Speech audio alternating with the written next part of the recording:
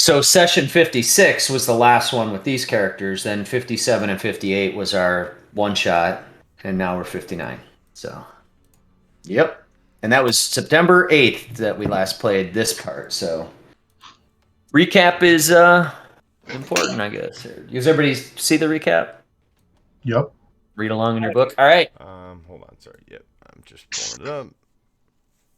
Good to go. All right. So session 56 was we're off to see the abbot. But first, Alaric and Ragnar get wood. The party's arrival at the village of Kresk unnerved the townspeople who don't take kindly to strangers. Something terrible happened in this town long ago that left the people of Kresk suspicious of outsiders. Nearly 100 years prior, a motley bunch of the abbey's attendants helped Saint Markovia, then Bishop Markovia, prepare for a grand offensive against Ravenloft. The attack ultimately failed, but not before the unlikely crew could secure a powerful artifact that Saint Markovia entrusted them with, the holy symbol of Ravenkind. Perhaps someday, worthy heroes would come across that hidden artifact and put it to good use. The fated story of these doctors, guards, kitchen workers, and farmers will be told another time. Until then, we rejoined Thoradin, Ragnar, Spargles, Juniper, Alaric, and Deckard as they sought an audience with the mysterious abbot who presides over the Abbey of St. Markovia, looming above the city of Kresk. The sleepy town, blanketed in thick snow, was protected by massive palisades. The wintry weather seemed to be getting heavier. The muted sun almost illuminated the white snowy fields early in the morning. Beyond the village to the west, the mists grew so thick that the horizon melded into an opaque wall of swirling white. Guardsmen peeked over the walls and shifted nervously as the group approached the gates. Thoradin hopped off the wagon and waved to the guards. One of them shouted back that there were no public inns or taverns, they should turn around. Not until Spargle suggested asking for the abbot did the guards even consider opening the gates. But first they fetched the local baron, a man named Dmitry Kreskov. However, the gruff middle-aged man explained that they have a policy against letting strangers in and couldn't open the gates at this point. Ragnar debriefed with Van Richten, who confirmed that the people of Kresk are generally a bit apprehensive. After a bit of back and forth, Ragnar finally uncovered an angle they could exploit. Due to the recent unrest in Valakian and elsewhere, Kresk's wine deliveries hadn't arrived, which was starting to cause concern. The elder dwarf seized the opportunity and informed the Baron that they happened to be in good standing with the Wizard of Wines. Deckard produced a fine bottle of Red Dragon Crush to prove this, and this was enough to convince the Baron to at least allow the group to debrief at his home. Deckard gave him the bottle, but insisted that Snickers be well cared for, as he is a VIP horse. Reluctantly, the Baron agreed to tend to their horses and wagons, which they tethered just inside the gate. The group ventured towards the Baron's mansion. Inside the town of Kresk, the party noted that nearly every home had private gardens and orchards. Many people were chopping wood, tending crops, and going about fairly everyday routines. It was clear to some that this village was virtually self-sufficient, capable of growing all their food and producing their firewood, which all while isolated within these walls. Well, everything except evidently grapes. At the Baron's large cottage, his wife met the party with suspicion but general warmth. She provided tea and snacks while the party asked them about the abbot. The Baron explained that he and the abbot stay at arm's length, and he rarely sees the holy man. He said the abbey itself is a strange place, and they often hear crazy noises coming from up there. He didn't offer much more about the abbot or the abbey, and seemed more interested in what happened with the winery. Spargle and Thoradin explained how the party had helped rescue the Mardikovs, who resumed operations. They told of the forest magic that Juniper used to make the fields fertile again, which impressed the Kreskovs. But as they looked over, the gnome was now digging her fingers around a jar for the last few drops of honey, paying them no attention. It wouldn't be too long now before the regular flow of wine deliveries could continue, and everyone guessed that none of those would be heading towards Vallaki. Relieved, Baron Kreskov popped open one of the bottles that Deckard gave him. The Baron seemed adamant about securing a wine delivery before he would help any further. So the party decided to split up and send half down to the winery. The rest of the group would stay behind and help around the town to build further favor with the townspeople. This altruism seemed to soften the Baron's stance, who offered them food and board in exchange for a little manual labor. Spargle, Deckard, Esmeralda, and Thoradin sped toward the Wizard of Wines just a few hours south of the village. Deckard rode on Snickers while the rest took Van Richten's wagon. As they neared the winery, they spotted several figures walking strangely in the same direction. 6 scarecrows spun around and charged towards the party. One of them scowled at Spargle, who just mockingly snarled back at him. Deckard's crossbow burst into flames as the others set forward. The blood hunter winced while firing upon the attackers. Esmeralda jumped off the wagon with a flourish and cast a lightning bolt spell at the group of scarecrows, blasting pumpkin flesh and straw everywhere.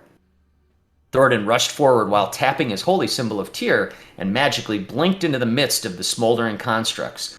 Swinging talon in a wide arc, he ripped one in half and then another. The remaining scarecrows piled on top of the dwarf, clawing at him desperately, but his solid chainmail kept him safe. Spargle drew back near the wagons and started to mumble a spell as the scuffle unfolded. Deckard and Thoradin recognized the chant. They'd heard this many times by now, and instinctively ducked as fire raged around them. However, only the scarecrows were harmed as the flames wove around Spargle's companions. Any scarecrow hit by the fireball was immediately disintegrated. Deckard fired another bolt at the remaining one, exploding its head. They rushed towards the winery, fearing the worst. However, everything looked entirely secure when they reached the winery. Workers tended to a healthy field. Juniper's magic seemed to be helping immensely. Davian ran out and happily greeted the group. He mentioned that they stopped shipments to Vallaki, but had resumed delivering to the village of Barovia, as a new burgomaster, Ismark, was in power there. Deckard and Thoradin explained the wine demand from Kresk. At that point, Erwin and Danica emerged and recounted the story of Rictavio helping free them, sacrificing his tiger, and they vouched heavily for the good deeds of the party. With that said, Davian, entirely indebted to the party, gave them his remaining stock of Red Dragon Crush and produced a purchase order with the Wizard of Wine's seal. Meanwhile, Juniper, Alaric, and Ragnar offered their help around the village, which seemed to be a very functional commune. Alaric grabbed a woodcutting axe for the Baron's cottage, and Ragnar followed him. The 2 muscled men approached a group of young men chopping wood, and an unspoken contest of strength unfolded. Ragnar swung hard, but wasn't overly skilled with woodcutting, so the 2 younger men from Kresk showed him up easily with a mix of skill and strength. Alaric, however, having never really chopped wood before, blasted a tree with the blunt edge of the blade, but with such force that the tree split in half vertically, making easy work for the woodsman. Alaric and Ragnar continued to help for the next few hours and gained a ton of credibility with the Baron. Juniper used her druidic magic to help an older couple tend to a struggling sapling in the frozen ground. In fact, she was more interested in helping the plant than the people. She molded the earth and fortified the plants. The couple was astonished and poured praises of the Morning Lord at Juniper, who completely ignored them while sifting around in the fresh soil for some perfect rocks. The party had convinced the Baron of their good intentions, and right on cue, the caravan from the winery returned. As they all convened around the gates, the Baron professed his gratitude for all the group had done, both in restoring the wine shipments as well as aiding the villagers. He offered to keep them fed and a place to stay as long as they remained in the village, and they would have full access to the town and the roads up to the abbey. Alaric and Deckard noted a general sadness around the Baron throughout all of this. Over a bottle of wine and some pretty decent rabbit stew, Dimitri confided that he had recently suffered a significant loss, and the entire town was even more depressed than usual. He also told them that a werewolf clan was nearby, which kept them on edge because they had kidnapped villagers and stolen livestock in the past. That was another reason why they are cautious of outsiders. He said that the town would certainly be more prosperous if the werewolves were handled. Alaric noted that the water here was exceptionally cool and clear. It was perhaps the most refreshing he had ever tasted. He asked the Baron about it, who told him that they have a pool at the edge of town, said to have been blessed by Saint Markovia herself, but he believed it to be a simple underground spring of fresh water. They call it the Shrine of the White Sun, and Ragnar recognized this as a reference to the Morning Lord.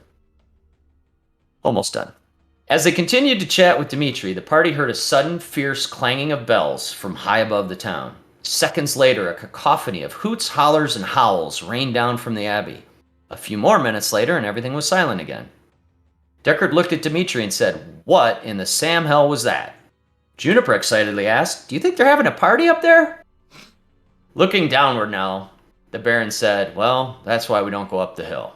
He explained that the abbot takes care of the Bellevue family. They are some strange folk up there. The abbot has never been violent or dangerous, but the villagers don't go up there and aren't sure if it is safe. He said it would be a long, windy road and returned one of their bottles of Red Dragon Crush, saying that the abbot might appreciate it. Early evening, the group wound their way back through the village and towards the abbey. The closer they got, the more they heard animalistic zoo-like sounds and caught the thick barnyard stench of livestock. The snow grew deeper as they climbed the hill.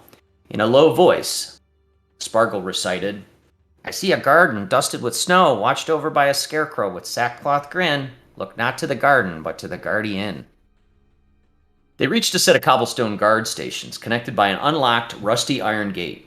Just beyond, the abbey rose high above. Ragnar grabbed a branch and banged it on the gate. Suddenly, a snarled, animal-like voice stammered, I'm awake, I'm watching, what's your business, why are you here?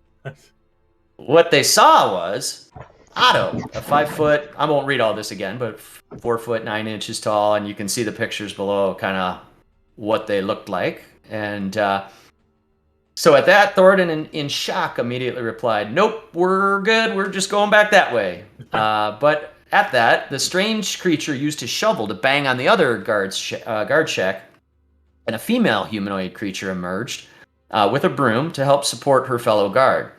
As the group tried to talk their way into the abbey, it became clear that this pair was a bit insane. Otto thought himself the most intelligent and handsome of the Bellevues, while Zigfrek believed everyone was constantly judging her. The conversation wasn't going anywhere until Ragnar went for the direct approach. "We're here to see the abbot. We brought a bottle of wine." Again, the magic word, these mongrels immediately agreed to escort the group and their wine to see the abbot. That's where we're at. Oh boy. It's a really good thing we saved the wine people. It's like the wine connection has paid off Yeah. multiple times. That image, Dan, for Otto Bellevue, I swear I've seen that somewhere before. In a nightmare or like in the real world? I don't know. Looks so familiar. I love the Red Dragon Crush bottles. I want that. Don't those look Where is great? it? Let me see it. Where is it? It's at the bottom of the write-up, if you see the images on there. Oh yeah. That looks like something my company would be carrying. Yeah. Maybe they should. I'm going to suggest that. All right. So I believe I took us over back to the Abbey, and you might want to kind of zoom in a little bit. These are 10-foot squares. You guys are right there at the gates.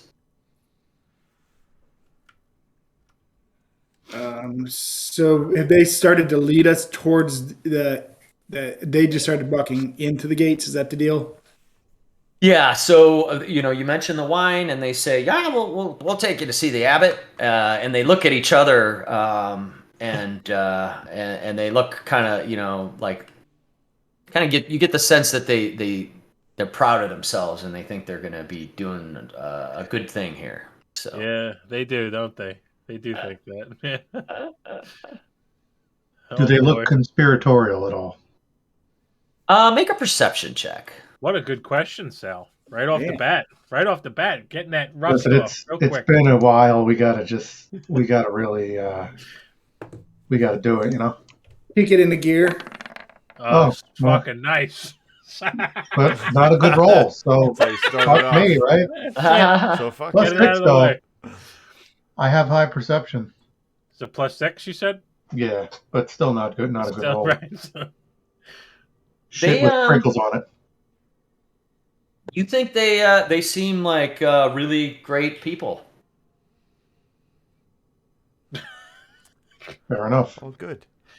Does Ragnar say anything? Does he just absorb that information, or He just starts Ragnar, looking at a butterfly, and then he turns around and he's like, "Hey, they look good." Just shake my head and spit on the ground. all right, there it is. So this the one who's named Otto, and I don't know that he shared his name yet, even, but they start walking in, and who has the bottle of wine? Deckard still, I assume. I think Deckard, so. right? Deckard's always been carrying it. I'd like Yeah. Deckard. Yeah, I think Deckard. I think that's. Let's go with Yeah. that. He was smart enough to take it from the cellar that time. So they will like walk about 10 or 20 feet forward and then turn back and look, and they're looking at Deckard only, really, at this point, just making sure he follows, almost as if they don't care if anyone else is following them. Yep, I'm But- following. Sorry, 3-year-olds. I apologize. No, you're good.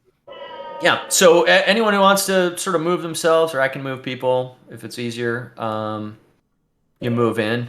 Thornton, as you kind of like weave your way in here, you look off to the right, and what you Ready, see, Oh. you see a great place to take a dump. But no, you see from this area, I can kind of show you a picture, I think, of a little bit of what you see.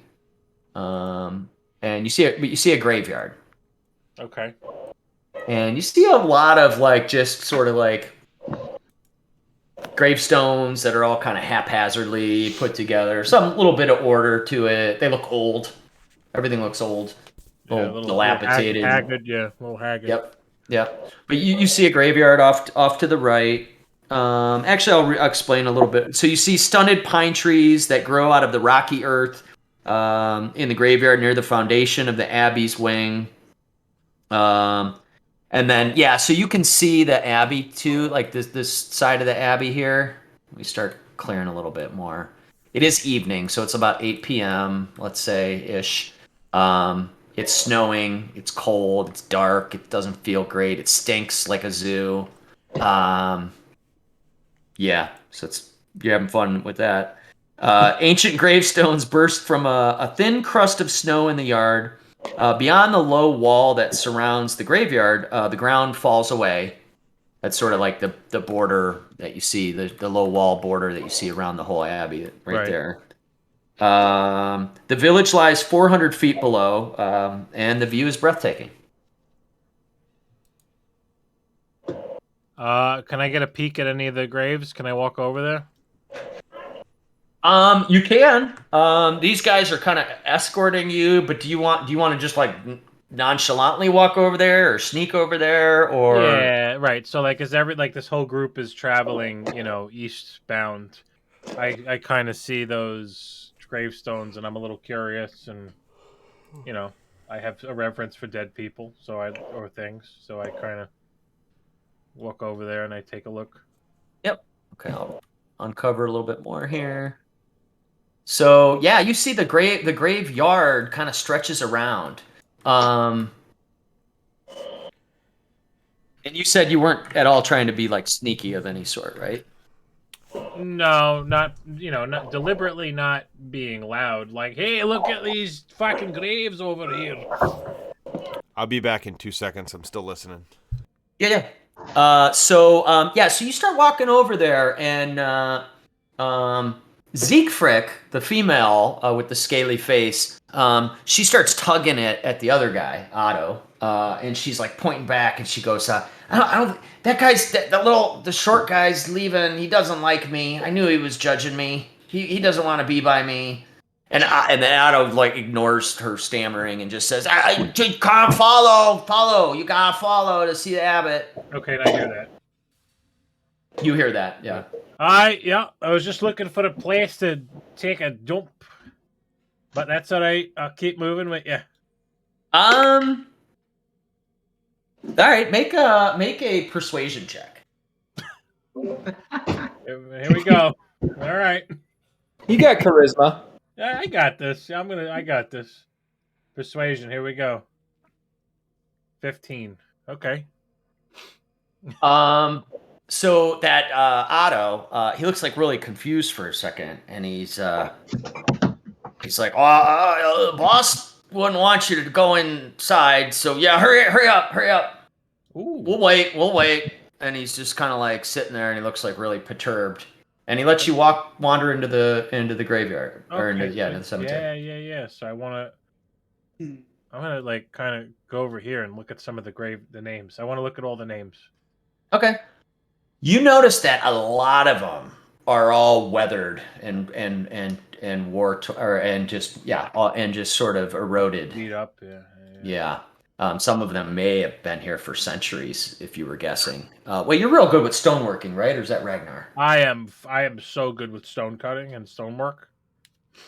For real? Absolutely. That was you? Yeah, That was you? I have I think it's like a proficiency maybe Okay. I think Then- we both. or something. That makes sense. All right. Well, go ahead and make a history check. Yeah, I'm gonna do that.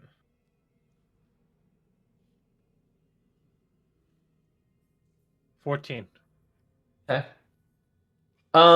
You are able to tell that the most recent gravestone is almost 100 years old, and some of these are a few hundred years old. And as you kind of get your senses about you can tell that some look like more lighter colored, maybe less sort of moldy and darkened. So you are able to kind of like wander around and find about 7 gravestones that have things you can read on them. Okay.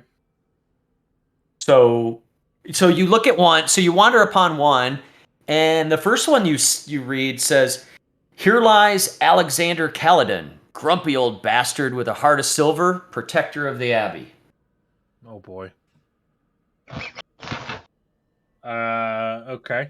Got it. Check. The next one you find is that has something on it.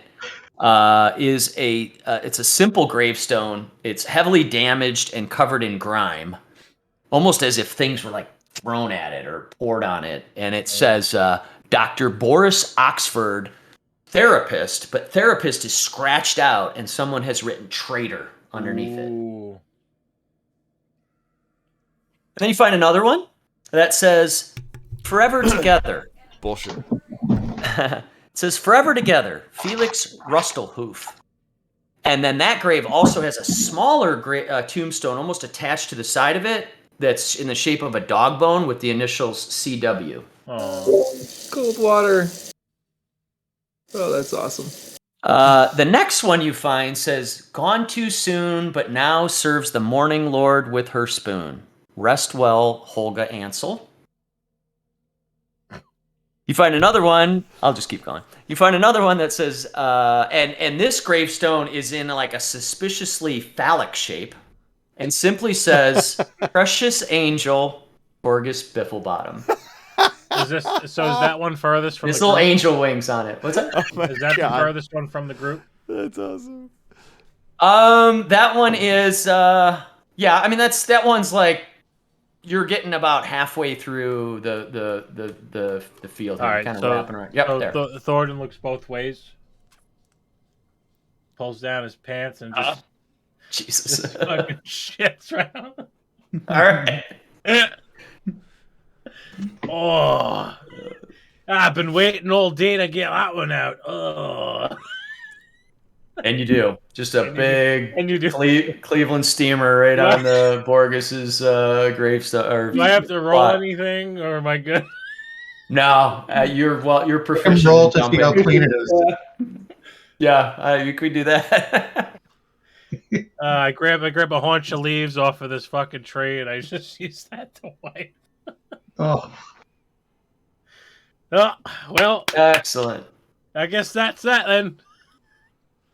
So this wraps around a little bit more here, and you see 2 more as you kind of wander around. There's 2 more that you can actually see stuff on. One is just a pretty vanilla gravestone without too much adornment. It says Virgil Gumboots called the rabbit population, mumbled a lot. Just in very plain text and nothing fancy on that one. And then the last thing you see is kind of right about here. What's your passive perception?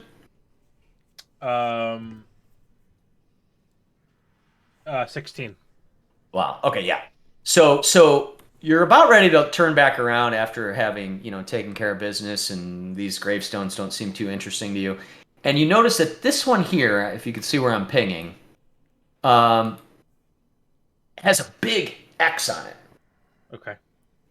And it has like it has roses on it. Oh, I'm sorry. It's carved with roses and has a 3-inch diameter sun indentation on the one side, but it has someone put a big X on it. There's no names on it or anything? Or... Nope, there is no name on it. It just has these like roses, like kind of like a wreath around it, and then a sun in the like a sun symbol in the middle. That's it. It just happens to be the only other gravestone that had something on it that you could decipher, besides all the text that you saw. Thornton pulls out his iPhone and takes a picture, snags a picture of it.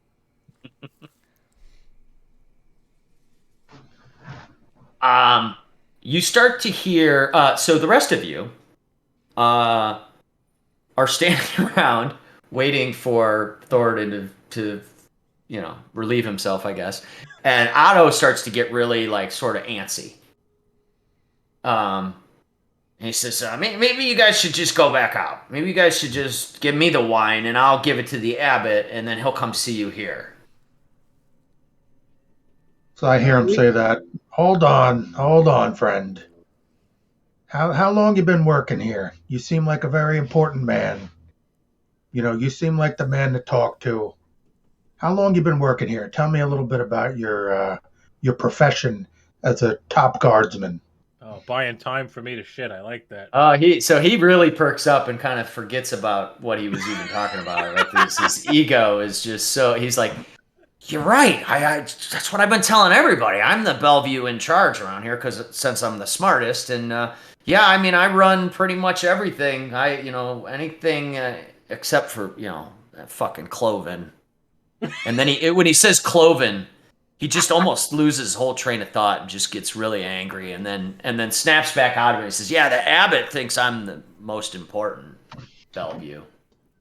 So, I got that sense when I first met you. I said, "Here's a man of great import," and I felt like you were somebody who was in charge here. So I'm glad to hear you say that. Now, what's the deal with this Cloven? Why would you be worried about Cloven, somebody of your intellect? Fucking Cloven. He's the worst of the Bellevues. He I don't know, the abbot has him controlling all the food and everything else, and I think he hoards it all for himself and doesn't share enough, and I don't know. Well, he'll get his due. Sounds like he's a little bit of a little greedy, if I might say so. Yeah, he is. How long's he been working here? Well, most of us were born here. He's a lot older. He's a little bit older than me, so I don't know. He's kind of had that job as long as I can remember, but nobody likes him. None of the other Bellevues like him. Where is he now? He's probably playing a stupid instrument upstairs, and I don't know, drinking all the abbot's wine. I bet you should tell the abbot about that. Maybe get him fired. Come to think of it, on the way up, we heard some hooting and hollering, and some music. It sounded like a celebration.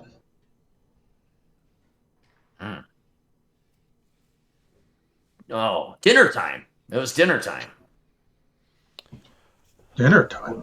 Yeah, Okay. we like dinner. Not to time. interrupt, but everybody can hear this, like in the vicinity. Yeah, all you guys We're all around there. close Yep. enough. You're all literally everybody's just milling about in like one of those like awkward little circles out in the parking lot while you wait for somebody to go run into the restaurant and take a shit and come back out. Okay. All right. Dinner time, huh? Yep. Yeah, dinner time. Well, I'm forgetting my manners. I didn't catch your name, friend. My name's Ragnar. I don't know if you ever heard of it, but I'm from the Dwarven Kingdom, Mithril Hall. What's your name? I'm Otto Bellevue, the most Otto. important of the Bellevues. Well, Otto, I'm going to keep your name in mind because I like to keep a Rolodex of all the important people, and you're going to be at the top of that list. And I'm a man who facilitates trade and adventure in these parts. So I'm going to keep your name in mind. And when I talk to the abbot, I'm going to speak very highly of the welcome you've given us. Well, I think the abbot's gonna like you the best because you seem to be the only one around here with any sense. Well, I appreciate the kind words. And and then for a moment he's like, "Hey, where'd the other short guy go? Is he back yet?" Otto, he has something called irritable bowel syndrome. If he doesn't eat the right things, he has problems. He'll just be another minute. If not, I'll go give him a good hammer and make sure he joins us. All right, because we better get going. The abbot's, yeah, he's gonna want to see You shouldn't wait anymore. I'll get him. I'm here. I'm coming, lads. I'm back. Thorin, beat it up.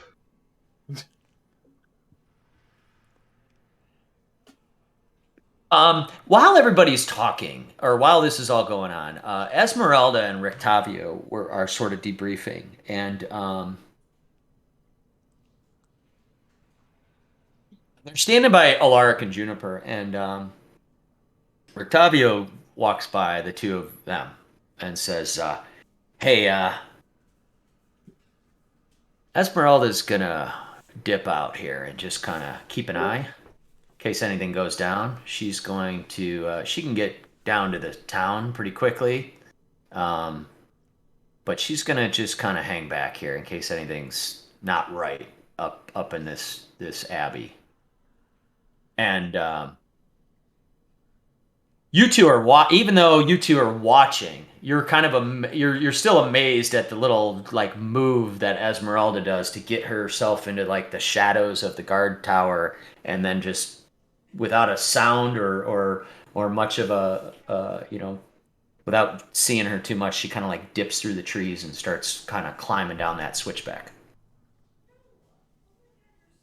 So she's making her way down. Yeah, like I guess what they meant to say, or what I was trying to get, is that she's going to kind of be outside of the Abbey area within like a certain kind of distance, kind of keep an eye on what the hell's going on here and what's going on down at the town, and if she needs to go one way or the other, she's nearby. Yeah, I like it. See if any shit goes down either way. Yeah, from what you guys had heard, or if you didn't remember, or it kind of would come out as you guys were traveling, you'd kind of realize that these two had worked together. She's almost a protege of his for some time, and so they have a lot of like sort of strategy and unspoken kind of stuff that. That's good because we sometimes lack in strategy. That's a good point. What? Yeah, we Thorin just pooping on everything? It's not a good strategy. That's not. he's discovered stuff already. He has. So we're just blindly gonna follow these mutants into their creepy ass town. Is that what we're doing? No, you're gonna do rear guard in case anybody tries to mess with us. You're gonna cleave them in half with your great sword. I like that idea. It just Yeah, we are just kind of like moseying right in. With We're this. gonna walk in. but Yeah, I'm you're gonna move. hang back. I'm gonna move them up. You guys move yourselves and sort of strategize what you're doing. I need to grab a drink and here. Well, I'm gonna walk over to Alaric, and I'm just gonna walk over and just be like, "So I'm talking to these guys, but I don't trust them. So you just kind of so chill a few steps back and be ready to fuck shit up." Alaric would definitely agree with you. He was seriously considering going up to Otto and just kind of throwing his arm around his shoulder and saying, the fuck's your deal, man? Yeah. We need the information. What are you on? We need the Abbot. He seems very adamant about getting to the Abbot, so you can tell him all the good things about him.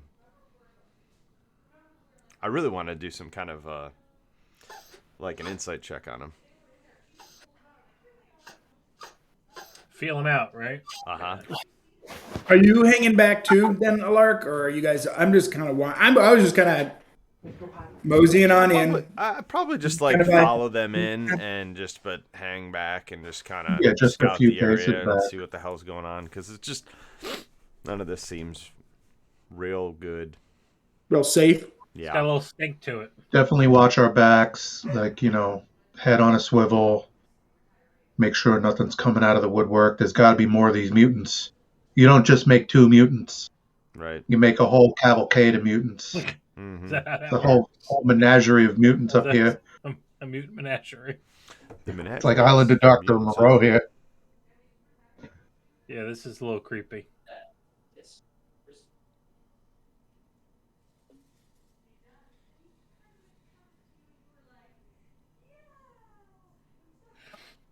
Sorry, I had to say goodnight to Colin too. Okay, so I heard most of what you guys were saying. Does somebody really want to do an insight check on Otto? Just kind of like see if we're getting a vibe. I was gonna go up and kind of talk to him and think about that, but we don't have to. Okay, yeah. I mean, if you want, as you guys are walking over, I mean, this is only like 60 feet over, but they're kind of like Yeah. meandering around and whatnot. I'd like to, if that's all right. Yeah. So, what do you want to ask? Do you want to ask him something, or you just kind of like just... I mean, you could do. I mean, I was seriously considering while that talk was going on between Ragnar. I didn't want to interrupt, but I was really thinking about going up and just kind of standing between the two of them with like my arms crossed, and just kind of watching them like 2 idiots talking. No offense, Ragnar. And then I really was gonna see how he would react, and I was just gonna. How tall is he? He's probably shorter. 4'9". Yeah. Okay, so he's much shorter than me. I was gonna kind of like lean over and put my arm around his shoulder, and I was gonna say, "Everything all right with you, buddy?" To Otto. I don't know how he would react to me doing that, but Yeah. I wouldn't touch him. When you get into his personal space, 2 things happen. One is you get it's sort of like you trying to get close to a dirty old mule that's been tucked in a barn for about 6 months and never cared for and just living in its own shit. You get this stench that's almost to the point that I overpowering. can't even hold back, like I can't even ignore it. You have to breathe through your mouth for sure, and even then it's a little bit of a struggle. And then he, when you get in his personal space, at that exact same time, he kind of shrieks a little bit and does a little weird gait, like kind of to get away from you, and seems to not want to be touched. Okay, so when he does that, I'm gonna just put my hands out and I'm gonna say, "Whoa, where's the fire?" Hey, you're a big scary guy. What are you doing? Don't touch me. No. And I put my hand out to shake his hand. And I'm going to say, Alaric Rendar, it's a pleasure to meet you, Otto.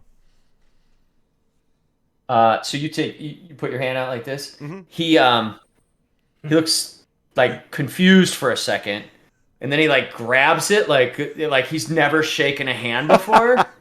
And he doesn't shake your hand. He just squeezes it and holds it for a second and then lets go of it and then looks at his own hand. The whole time Siegfried's like looking at you and looking at him, and she's like frozen, like she just doesn't want anyone to even look at her. Okay. And then Otto goes, okay, good now. Yeah. I just wanted to make sure everything was good with you. He looks over at Siegfried and he puts his hand out to her like in a really weird like straight arm thing, and she does the same weird like hand clasp thing, and they both smile at each other like they learned a new trick. And then they turn around and they start sloughing over back towards the front door. That's how it's done. So we're just stumbling into Strahd's rejected misfit town, right? These are all the abominations that he created that weren't deemed for the real world. Is that what this is? Island of Misfit Mutants. That's what this is. Oh my That's god, what I'm this gonna is. shit. Oh my god. Okay, so do I get to do an insight check there, or do I just think Yeah. So, yep. So go ahead, based on your, that interaction and you here over here in the conversation, go ahead and make an insight check. Okay. 10. You're pretty sure that these two are not very intelligent. And that they have some form of insanity, or even beyond not being super intelligent, they seem to have some screws loose. That's what you gather. Okay. Well, I guess I would proceed like I had planned, which I'll stay in the back of the group, watching our backs. All right. So you got that, and Juniper, you're even further back. You're like following up in the rear. She's just kind of following the group, kicking rock. You're so pretty. Okay. Rictabi will stand. He'll stay tight with like Ragnar at this point. He doesn't want to be like up by these people. But he's staying up towards the front.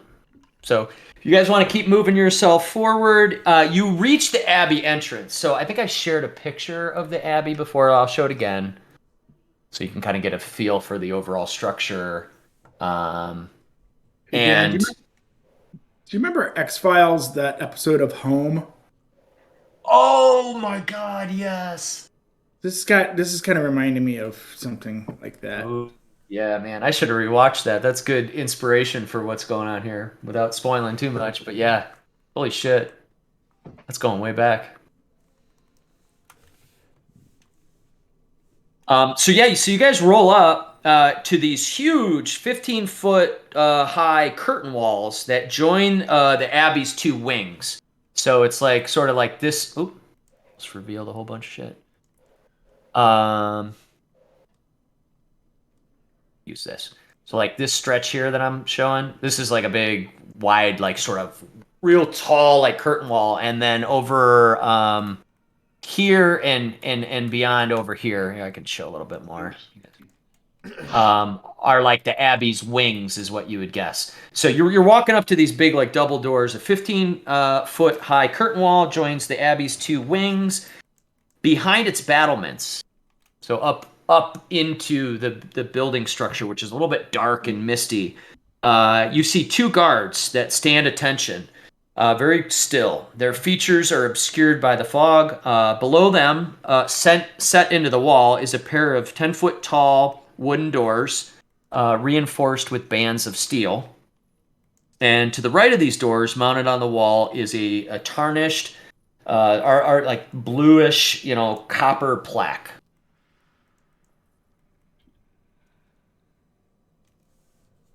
Where's the plaque?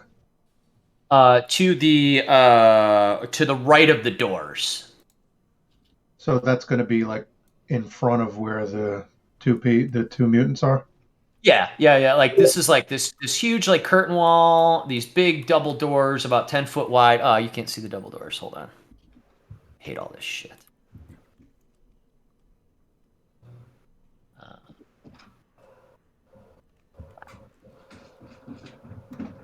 Okay.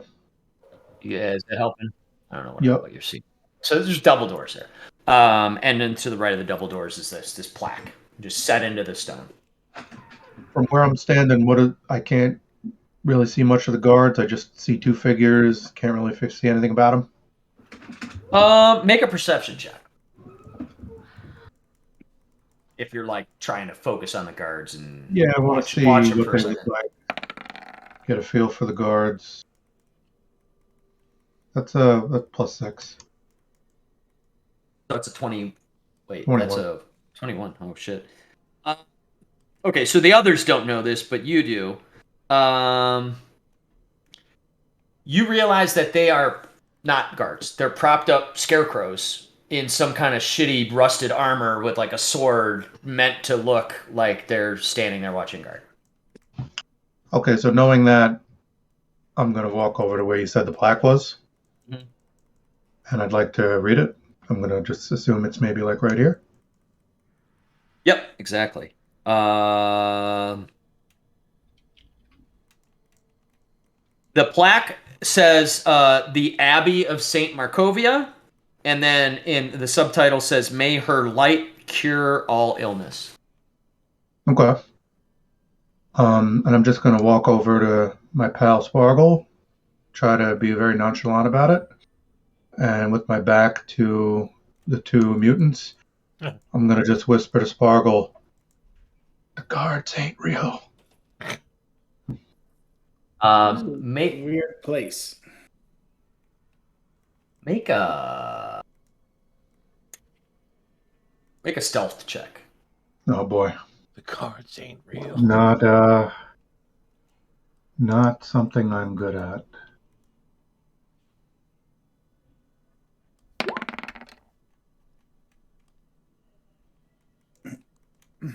That natural one.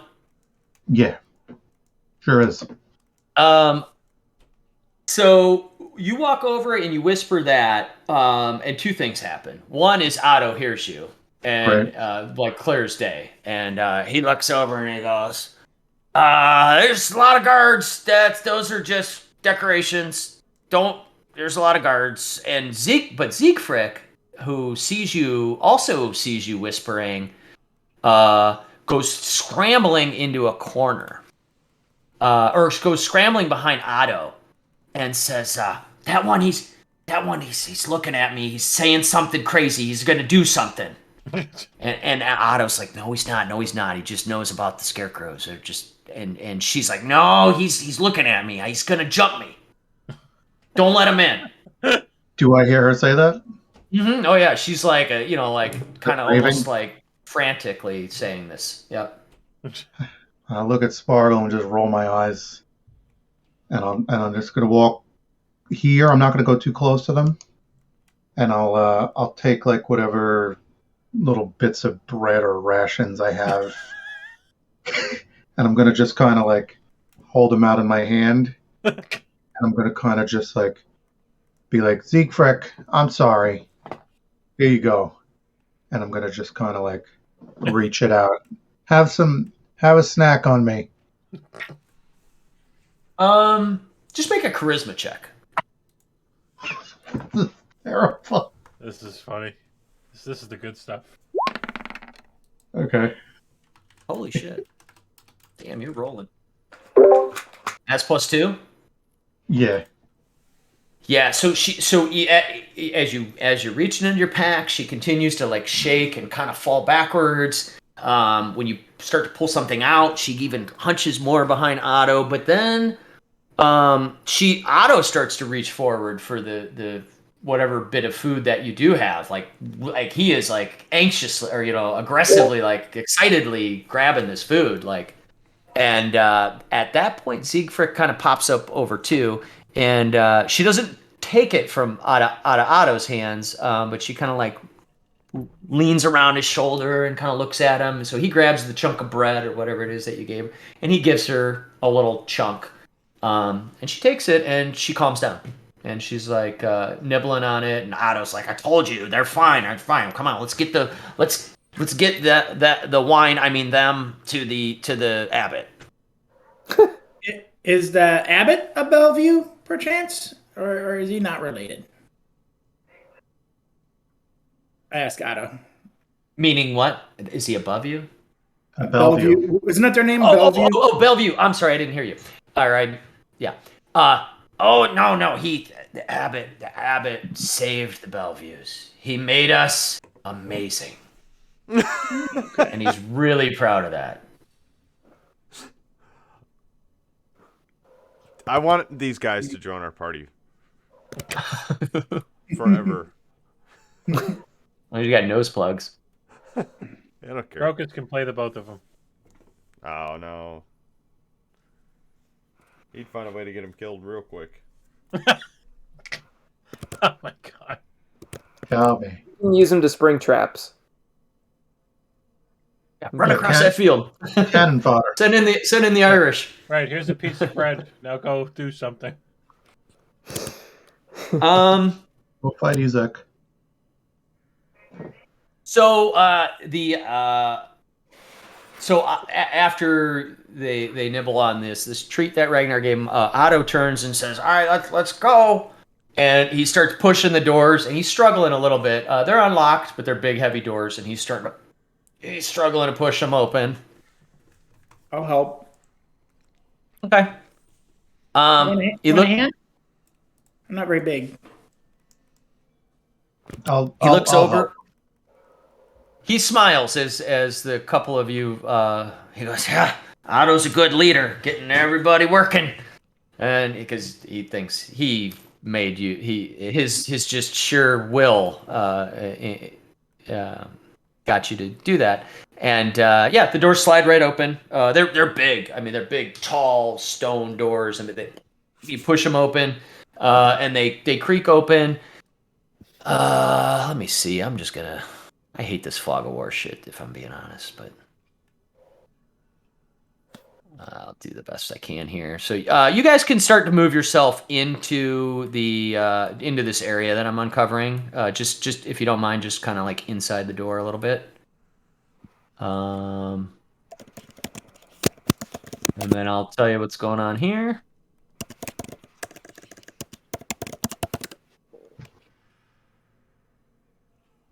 Gotta pull up somebody's stream so I can see what you're seeing.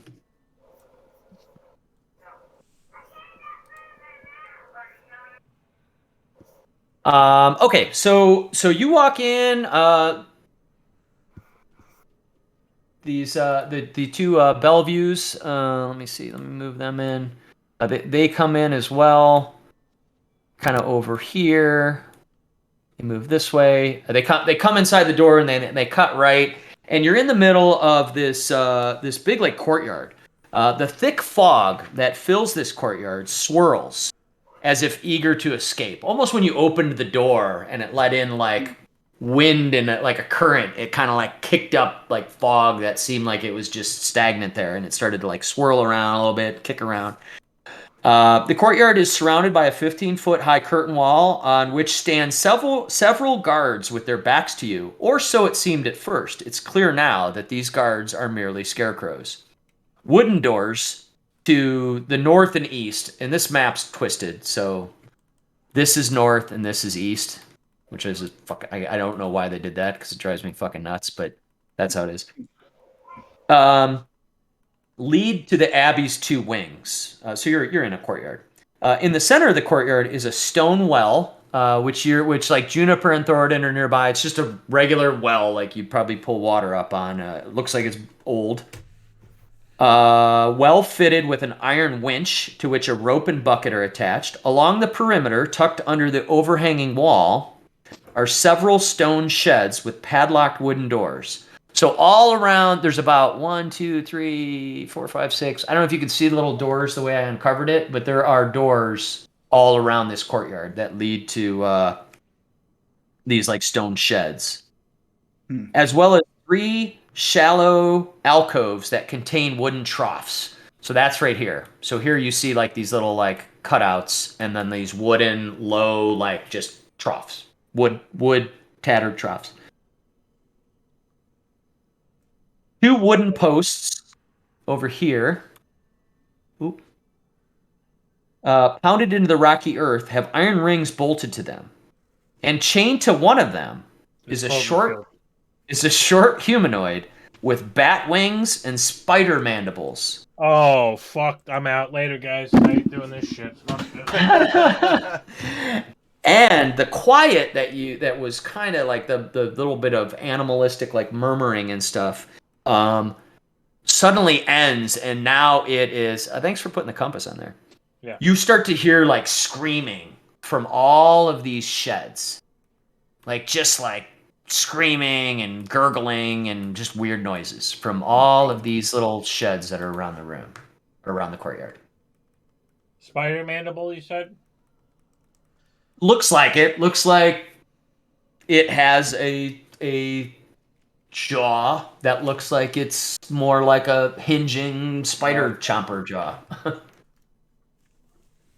Hey, Otto, who's that? Oh yeah, you don't go by Marzina. Oh, She doesn't like anybody. Yeah, better leave her alone. Why is she chained up? Oh, 'cause she'll get away. That's a good reason, I guess. Yeah. What's with all the yelling we hear? I don't know. We just fed them all. I don't know why they're yelling. What are they? Probably. What are in there? What's Oh, behind it? it's more Bellevues. All the Bellevues. what kind of place you running here, lad? Oh, this is our home.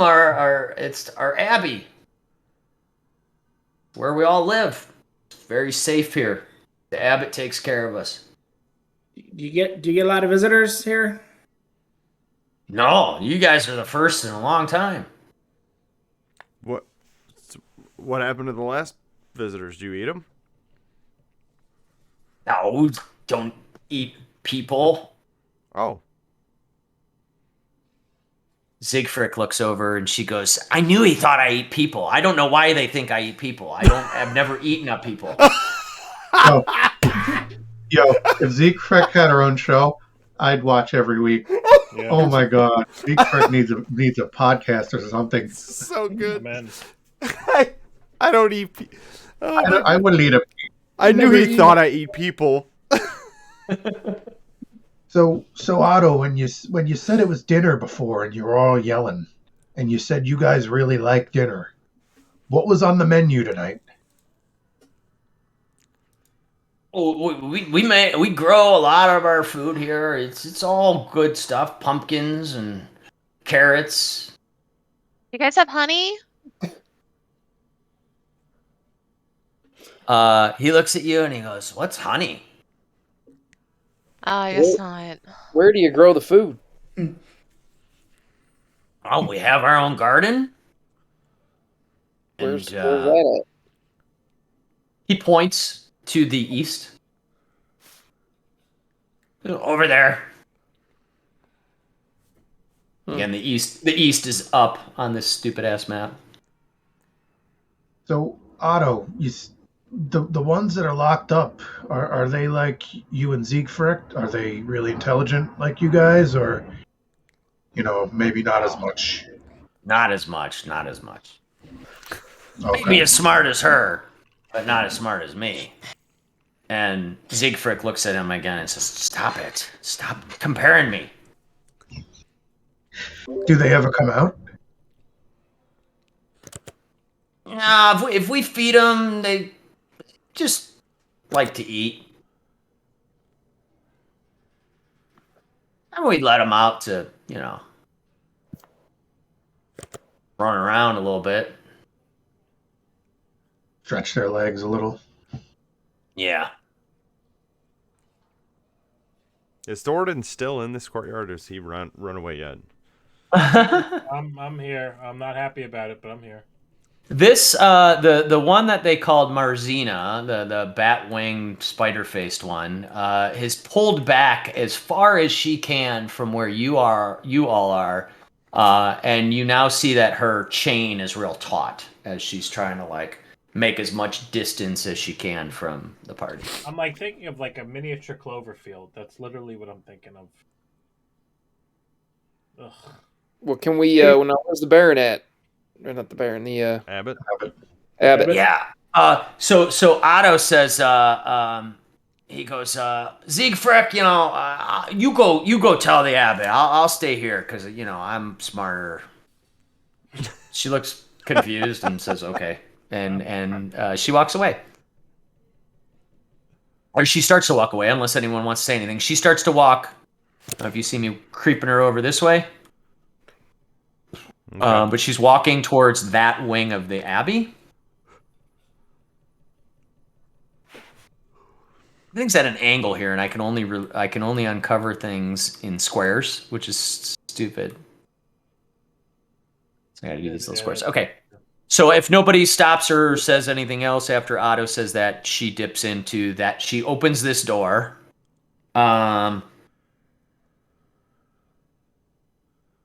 Alaric, make a perception check. Alaric and Ragnar, make a perception check. Okay.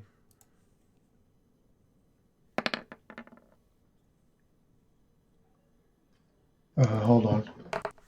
I got a +6 on that. So 11 for me. 25. 25. Even though Siegfried is small and she opens the door just enough for her to slip in, for a moment as the door is open, you catch the whiff of like burning candles or fire or something, which is almost a pleasant smell. You know what I mean? It almost like clears some of the air of the just thick stench that you're in right now. Mm-hmm. And you also hear like this gentle sounding like harp like string music. Like just a couple notes, because the door opens, she slips in and shuts in, but you were just really laser focused on that door, and you caught those two things happen. I would probably wander over that way. I maybe wouldn't go right to the door and try to open it, but I would maybe just kind of, like, if we're all just hanging out there and talking and looking around at the ridiculousness of everything here, I would probably just kind of mosey on over nonchalant and be close to the door for the time being. Cool. All right, yeah, go ahead and move yourself where you'd want to be. When he mentioned about like growing, food and stuff like, I said, I'll say to Otto, I'm like, you mentioned you grow your own food, like pumpkins and things like that. I'd love to see your gardens. Do you where are your gardens at?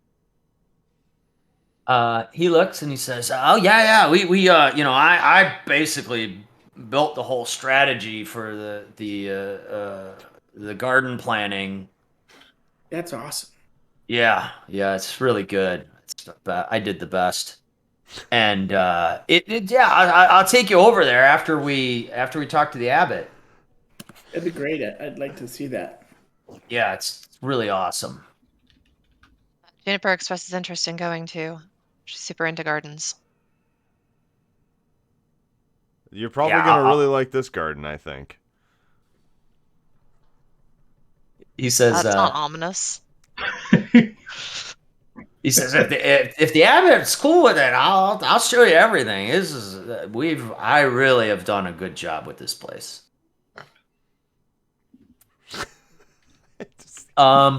So Siegfried's gonna take a few minutes, or he's gone for a little bit. So Alaric, you've walked over there to kind of like scan the door.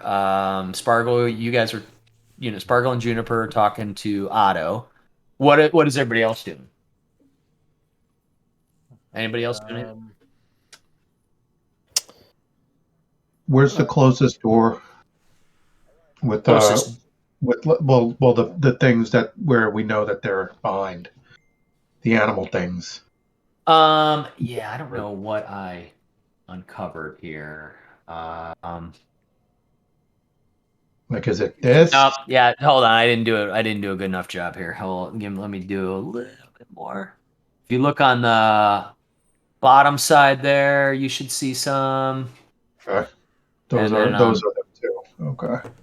Yeah, are you starting to see the little dot, like the little squares that represent the doors around the bottom and on the right-hand side of the screen? Those are all the doors that you're hearing, the snarling, the screaming. And it just looks like a low, square, like barracks-like structure with these very plain doors on each one of them that are all shut with all this noise behind them.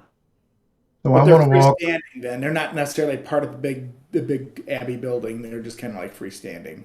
They're right. They're like lower structures that are like built up against the Abbey walls, but like more like, I don't know, like sheds almost. These are troughs on the bottom right, correct? Can you ping it for me? Sure. Yes. Yep. Those I'd are like- those are the troughs. Yeah. I'd like to inspect them. Okay. So you walk over there and are you so they're horse troughs. They're wooden Is anything little inside of them? Any sort of matter? Yeah, make an investigation check. You got it. 6. So you walk up to the one and and there is a bunch of like just debris in there and you kind of like start to maybe sift through it to see if there's anything interesting. And almost immediately as you touch it, it just crumbles. It like it's like old like wet wood, that's just like completely deteriorated, and when you touch it, it just starts crumbling apart almost with no effort at all. But it's not edible.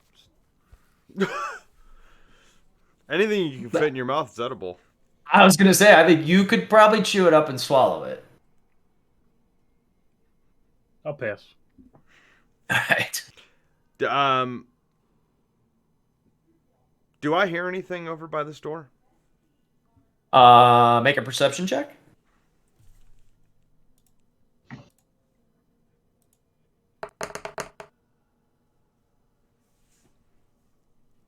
$23. Yeah. You hear a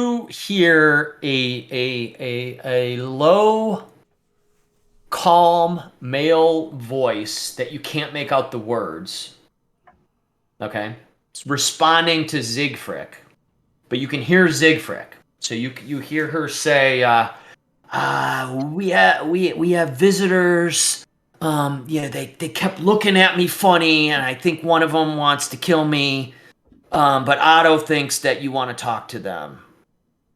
And then you hear this mumbling in response, almost like the old Peanuts cartoons. Mm-hmm. Wah, wah, wah, wah, wah. Like you don't make out the other half of the conversation.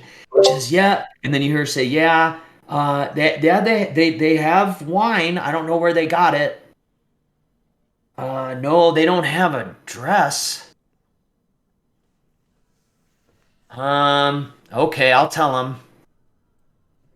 Okay. You sure? There's a lot of them, and one of them's really big and mad at me. Okay. All right. So that's what you hear. But I'll give you the rest of you a few more minutes as Alaric kind of heard that half of the exchange. Siegfried will come back out in a second, but if anyone else wants to do anything prior, we can do that. I wanted to walk as close. So, like, I want to do it really carefully. So, like, I was over here. I want to, like, just start moving towards the Spider Queen, but at a very, very measured pace. And I want to just, like, watch to see what it does. Because, like, if it's going to freak out, I don't want to approach anymore. So I'm going to maybe move, like, right there. Is that Loth? Yeah, I think it's Loth, to be honest. Make a perception check at that point where you're at. And Juniper, make one as well. 19. Okay.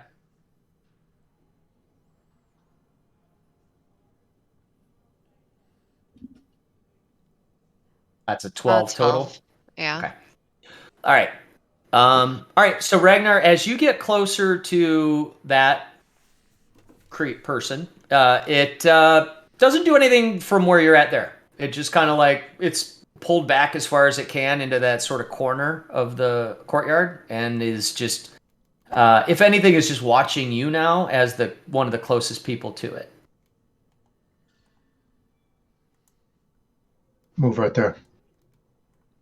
The closer you get, the more you see her strain the chain backwards. Okay. So I'm going to move back from it, walking backwards towards Van Richten. Yep. You walk over, he looks at you and he goes, "This place is fucked up." And I look at him and I'm like, yeah, it sure is. This place is rat fucked. What do you think of the one that's chained up over there? Well, if shit goes down here, we should put it out of its misery for one. But I don't know what we're gonna get out of it. don't know why, but I feel like I kind of feel bad for it. I don't like that it's just chained up over here and it's out in the elements. Yeah. Have you seen it make any kind of sound or anything? No, I just, I don't know. This place is giving me kind of the creeps. I don't know what's going on with this abbot, or why all these creature people are around here. But no, I've been studying it. I've never seen a thing like it. Don't know what kind of monster it is, but every monster needs to be put down sooner or later. So just be ready.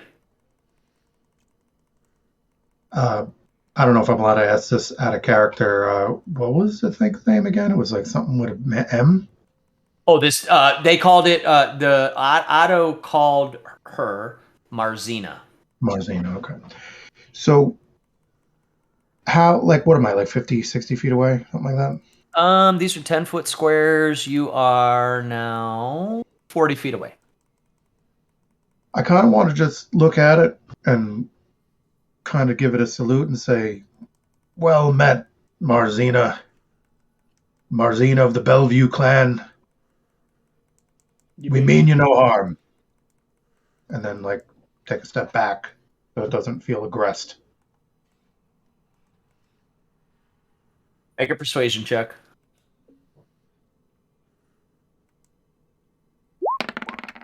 Oh, Jesus Christ. Oh, God. I hate myself. Um, Just do what you gotta do. so Rictavio looks at you as you're saying that, and then he looks. He's really watching this Marzina, who now is so wide-eyed and like freaked out. These little spider mandibles are starting to chatter as she's pulling back so hard, like my dog pulling herself on a leash on a walk, where she's like, she actually starts, the mandibles start choking, and she starts like gagging herself as like foam is coming out of her mandibles, and is like entirely. And you even see the where the chain is hooked around the wooden post is starting to like smoke as the friction of her violent pulling back is starting to burn it a little bit. She's completely, entirely freaked out. All right, so I'll just keep backing away. Rictavio looks over at Otto, and he's got his walking stick that he uses. And he looks at you, Ragnar, and he clicks a button. And the top of the walking stick pops out, and you see that it's a silvered blade. And he starts to unsheath it, and he goes, should I just kill the thing? Oh, God. Man, y'all getting into some shit over there. You want to fuck around with wild animals Yeah, I don't and know, shit? man. This is what happens. That Abbott's Just gonna leave- come just- out and make us wear that dress he's talking about. Just leave it alone for now. I felt bad for the thing. Let's just move away from it. Yeah, fair enough. He clicks the walking stick back down, and he just stands there. My own damn fault. What does anyone else want to do before Siegfried returns?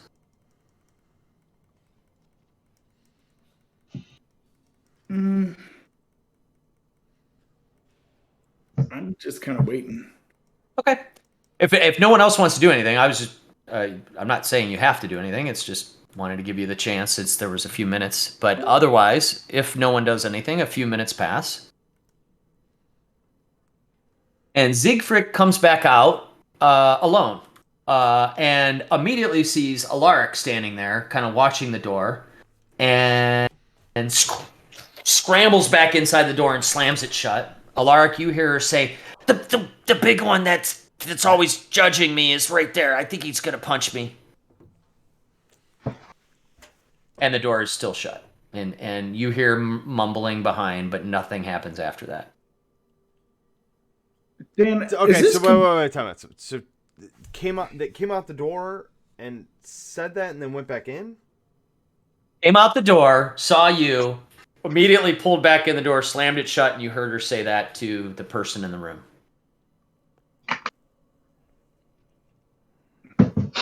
It So who all? I don't even know. Is it just Deckard that has wine, or do other people have wine, or how?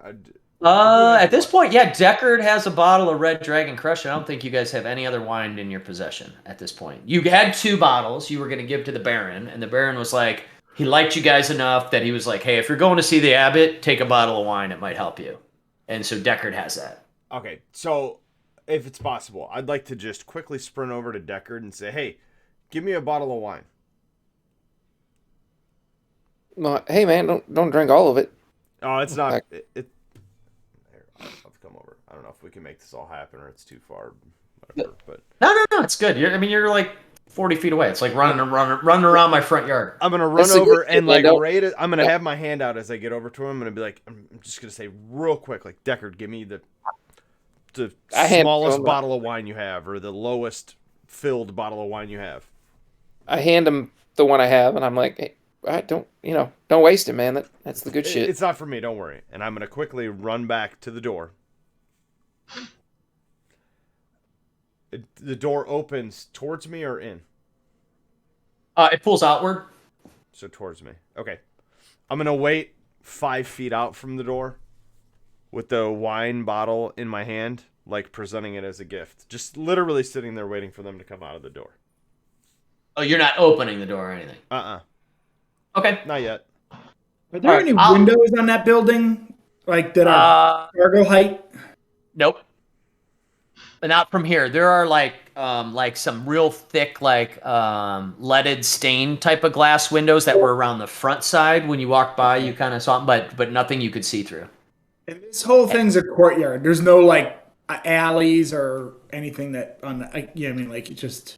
No, it's the big courtyard with doors all around, and you know the low doors are these like chicken coop like little structures that were built, except the 2 real doors is the one that Alaric's in front of, and the one on the other side of the courtyard, which you think are the 2 wings of the Abbey. Okay, so kind of exasperated, like, we're waiting here, and she comes out alone, and then goes in again, and I'm just kind of like, sheesh, and I'll just start walking. I'm just gonna kind of go out through this gate's still open, right? That we came through. Yeah. I'm gonna start walking around this direction. I'm just gonna start moseying. I want to look. Okay. I'm really intrigued. I'm looking for that sayings in my head. So I'm looking for what looks like a garden, or anything that I would perceive as a guardian. So as you walk out the door, Otto or as you make your way towards the door, Otto looks over and he goes, "Hey, guy, we got to talk to the Abbot first. I can't have you wandering around." I just want to see a garden. Oh, I want to show you the garden. Yeah, but I want them to see the garden too. Can I just while we're waiting? Sounds like it's going to take a while. Can I just look around and see for the gardens? They won't go far. I'll go with him. He won't touch anything. Do you have a bathroom here? everybody's like This is saying the all whole this thing about stuff, them and then Otto's getting like super nervous now, and he's like, no, please, stay here in the courtyard until we talk to the Abbot, and he's like stammering and not sure what to say to stop you. Will you stop or will you proceed? I'll stop. If he's getting all freaked out, I'll stop just because his force of will is so powerful. Juniper, what about you? Yeah, Juniper would pause, at least until he goes back in. I'll just look Okay. at Juniper and just shrug, and we'll just kind of linger by the door. You know what I mean? Like, if Yeah, Otto- since you're still near the door, Otto puts himself like halfway between where you guys are at and where Siegfried went in to get the Abbot, and is just looking back and forth, and he's like really nervous, like he just wants that he doesn't want to be responsible for any of what's happening. Do you do anything else or wait for something to happen?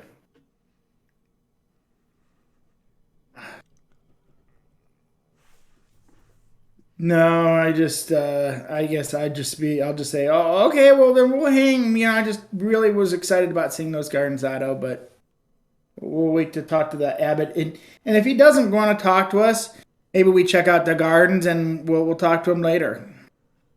Okay, yeah, that's a good idea. And he goes, Siegfried, come on! And he starts screaming now, a little bit like anxious. At that, the doors open, but Siegfried does not come out.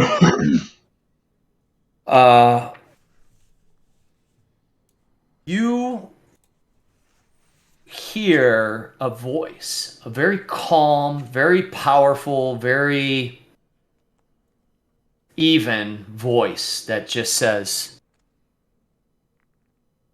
please excuse my attendance, and all of you come in. Alaric, you hear it. You don't see anything. You just hear it. So you said the door opens? The door opens like a crack. Light floods okay. out. And then you hear from beyond the door, you hear that voice that says, sorry for my attendance. Please come in. All of you. Does the voice sound familiar? Make a perception check.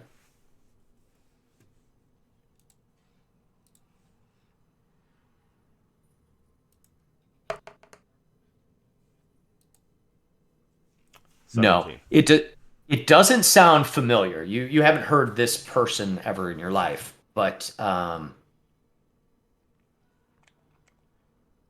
it definitely sounds like more powerful, confident, just sort of again steady than it just strikes you as odd at how just sort of controlled and steady this voice is. Okay. But you've never heard the voice before. It actually is somewhat unique. Okay. Well then I'll walk up and open the door. Okay. Is anybody not going to go into the room? I'm going. Okay. All right. Well then, the whole party, including Van Richten, will enter the room. Let's take a 5-minute break because I need to go check on something real quick, and then we'll see what's in here. Okay. You guys cool with that? Go. Yep. Yep. Be right back.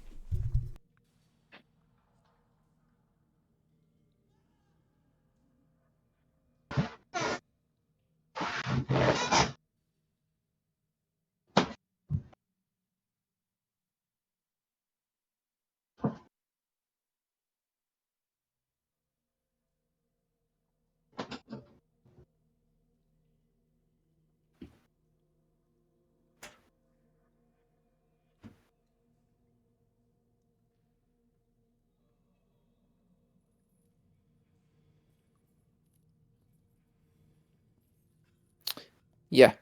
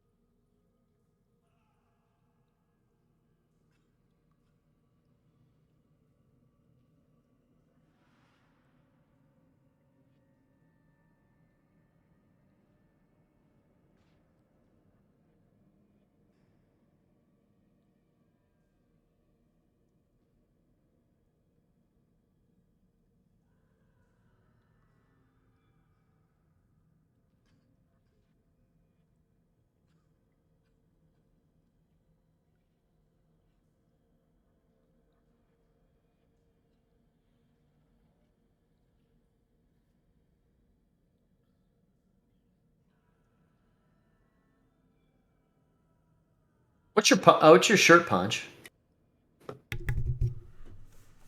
You talking to me? What'd you say?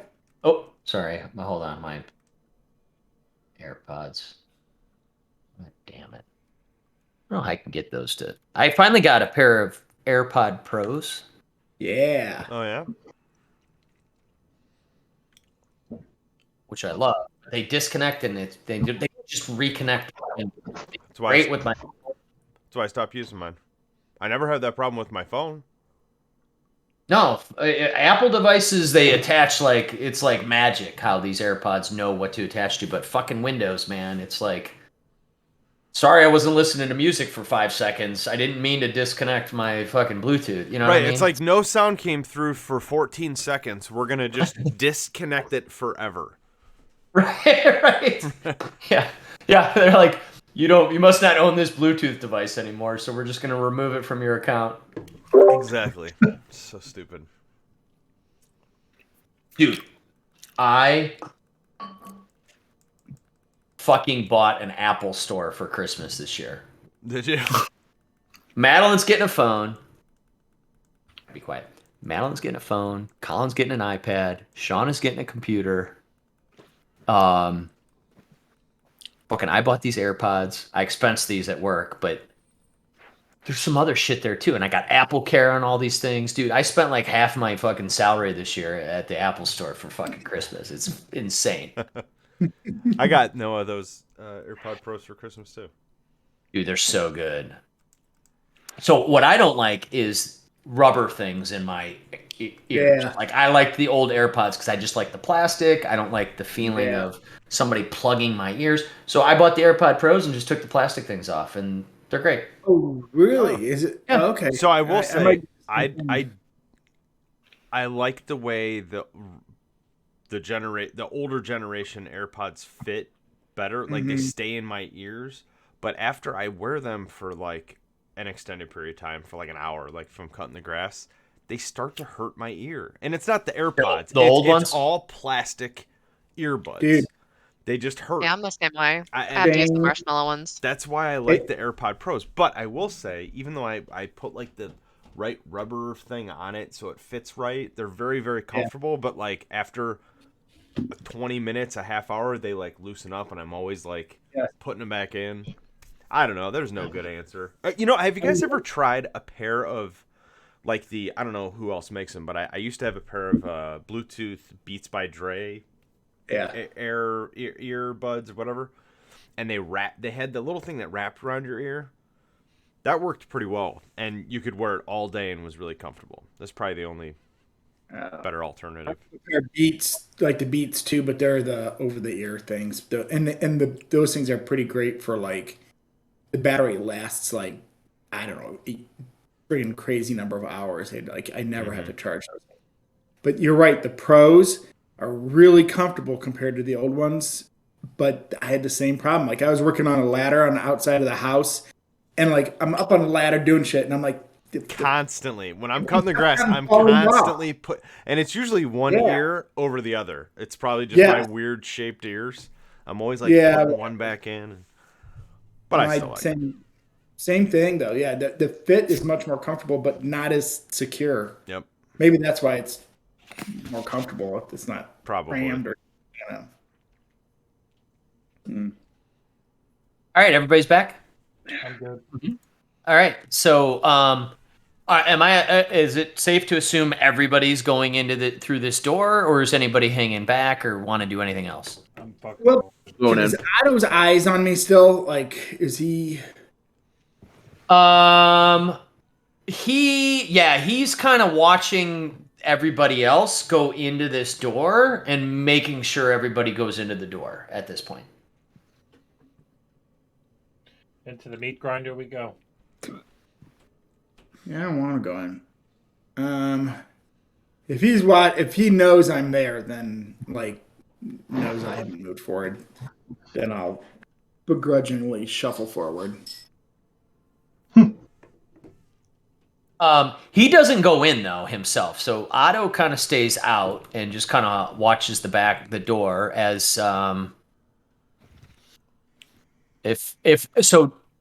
Last call. Nope. Everybody's going in. Okay. Then That's- I will reveal the whole area here, Yeah. and you can kind of move yourselves in there, and I'll explain what you see. Rictavio walks in, stands near the top of a staircase, and you walk into this. All of a sudden, like the mood just changes as you cross this threshold. It's a lot cleaner. It smells better in here. You do hear this sound of music, and it's just a more pleasant kind of space to be in for a moment. Gentle sounding music trickles down from above, played on a single stringed instrument by some unseen master.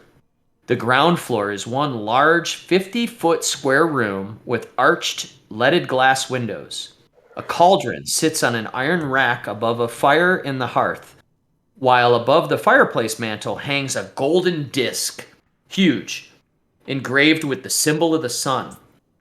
In one corner, by Juniper, a wooden staircase climbs to the upper level, while in another corner, over by Ragnar, a stone staircase descends into darkness. Several chairs surround a wooden table, like a huge wooden, like dining table that you see in the middle of the room, that stretches nearly the length of the room. Wooden dishware and golden candelabras are neatly arranged on the table, standing behind which is a young woman, who you probably see here, with alabaster skin, dressed in a torn and soiled red gown. Her auburn hair is neatly bundled so as to not touch her soft shoulders. She seems lost in her own thoughts. It's zombie Irina. I'm telling you, it's zombie Irina. A handsome young man, so right next to her, behind that table, a handsome young man in a brown monk's robe gently takes the woman by her hand. A painted wooden holy symbol that depicts the sun hangs from a chain around his neck, and he moves with the grace of a saint. And I think I have a picture of the guy. He looks friendly. Everything's fine. He looks like Khadgar with a really good tan. I like He it. does. I like it. So Edgar got stuck in Stranglethorn for a few weeks.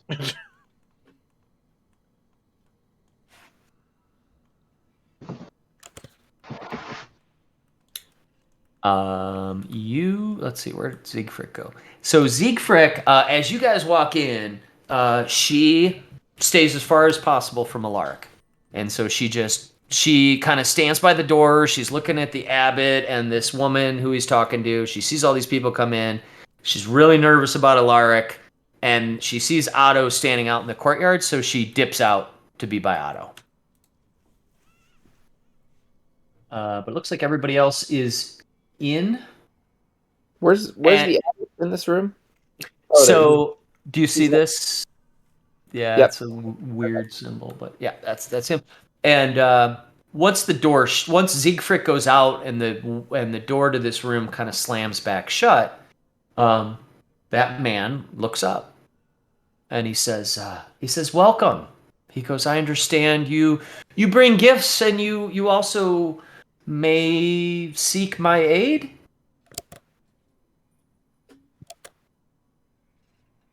Who's got the wine? Does somebody in here got the wine? When he says that, Alaric will put his hand out with a bottle of wine in it and say, just a little peace offering for starters. Oh, you are most generous. Wine is rare to come by in these parts. My captain of operations, Cloven, would most appreciate the wine. I try to make sure he's well supplied, so he keeps order around here as I attend to more pressing matters. And he puts his hands out to accept the gift.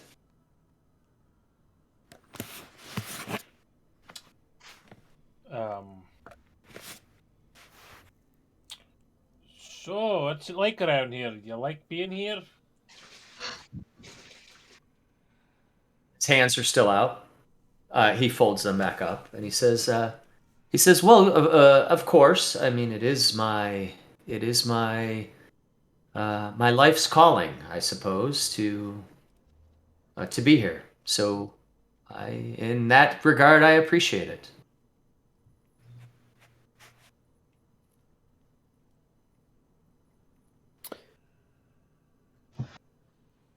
I had a roleplay. He puts his hands back out towards the wine, and he says, were you going to keep that, or?" Let's get this party started. Let's have Deckard some wine. reaches over and taps Alaric like, "Hey man, like, are we gonna drink that wine, or do you think we're gonna give it here to this gentleman?" Oh, we're gonna drink it. Oh, all right. Well, sir, maybe we're. Let's crack it open. Let's have a toast together. There you go. Can we invite? You can invite Cloven too. Yeah, get all the rejects in here. Ah, you know of Cloven. Have you met my attendant? I didn't realize he had. And he stops for a moment, and is very quiet. And if no one else talks, you all hear. Unless, do you keep talking, Spark, or anyone? No, he mentioned Cloven to us though. He did say my chief of operations, Cloven, would. Did he say that? Yeah. Sorry. Yeah. I'm sorry. He says, yes, Cloven. He is. And he pauses for a moment, and you hear the music cascading down from above. And he says, Cloven's busy, but I don't partake. But I will certainly see to it that he has this fine bottle of wine. And he still has his hand out for a second or two. He's not going to stand there. No one hands him a bottle of wine. So I take the bottle of wine from Alaric's hands and I give it to the abbot. You good with that, Alaric? It's fine. I allow it. And he takes it. And So this he is looks. for you. He takes it. He looks at it. He flips it over, and he says, "Exquisite." He says, "I appreciate the gesture. So let's talk business. What can I?" And he sets it on the table and doesn't look at it again. And then looks back at the rest of the group, and he says, "What can the abbot do for you?" Out of roleplay, what brought us to the abbot again? I'm trying to remember. Was Not it one of so the much tarot the abbot, cards? but the we think it's the abbey that that the prophecy, or not the prophecy, what do you call it? The readings, the tarot cards have to do with Something to help destroy Strahd or help beat help Strahd. destroy Strahd. And remember I don't know if this guy's the in conspiracy league. map too. Yeah, the conspiracy map had Kresk listed as possible locations for Place of the interest. Yeah, Right. it was a person of interest. Right. But I'm all of this is making me a little like, I thought, I'm a lot less comfortable than I was going into this. Or like, where's this guy's allegiances? Where's, you know what I mean? Like, I don't know. I mean, he's Morning Sun. Do I know that has to, is that Lathander type of, do I know, does Spargle know this? Like, what that symbol is on that gold disc above him? Make a history check. Yeah, the Tome of Strahd. That's what we're looking for. Right? And we ruled out Argynvost because we pretty much searched Argynvost from top to bottom. The tome, is that what we're looking for? I think that's why we wanted to head here, because the tome could possibly be here, and we want to see where the abbot kind of stands his allegiance as far as, like you said, Strahd. And because why aren't they attacking it? You know, what is the abbot doing to keep Strahd away? Okay. I'm not Sorry, sure if it's the tome though, because I thought the tome was the one that's the amber giant. That's the Amber Temple. Yeah, yeah. Did we figure that out? Because it Well, could be... No, go ahead. I'm sorry. I'm going to cut you off. No, because it shows on the conspiracy board. It does? Okay. I mean, but it could be other. It also lists other, so. You know, can you tell us a little bit? I'm just kind of looking here. Krusk is so isolated from the rest of the country. And even the Abbey, it seems so quiet and isolated here. Why is that so? Yes. We are. We enjoy a relative amount of safety here in our seclusion. What do you attribute that to? The high walls and the proximity to Ravenloft, and that my endeavor, I believe, is being encouraged by the Dark Lord. What's your endeavor? Well, I have been sent here from the High Plains to Oh, God. bring some peace to this dark land, and I believe we will do so by providing a suitable bride for Lord Strahd. Uh-oh. May I introduce Vasilka? Does Vasilka look Can you familiar? spell it? Hold on a second. I can do this. Just to be. Is she chesty? Sorry, chesty. honey. Why do we always ask that? Why is that the first question? Because it's something I'm working on. Don't worry about it. Biological imperative. Don't question my note taking. Vasilka? Yeah, I thought I could turn on the nameplate. You don't see the nameplate, huh? No. Uh-uh. Just see it looks like she came out of the well in the ring. How about this? What if I do that? Ah! That was good. Do you see it now? Now I see it. It's like she came out of the well. I'm going to die in 7 days now. Thanks, Dan. Yeah. And the phone rings. Where did you share that? I'm sorry. I just put their nameplates on, I think, on the map on Roll20 for the Abbot and Vasilka. Oh, okay. I thought you threw a picture up. Yeah, what does Vasilka look like? Yeah, that's a good question. If I have a picture. She looks real good when I zoom in on the picture. Like, real healthy and bony. You sound really far away, but you're right. I know, like Me? scale. Me? I sound far away? Now you don't. You sound like Oh, you're in sorry. the I was Cave of leaning Wonders. way over. Cave of Wonders. Yeah, I don't have a good picture of her, but Vasilka looks. Can't have sex with bones. I mean, as I described her before, she has very porcelain-like skin and auburn hair, and has a slight build, very elegant-looking woman. But her attire is a bit shitty. She's wearing like a red, like dug out of the ground kind of dress that just looks like garbage.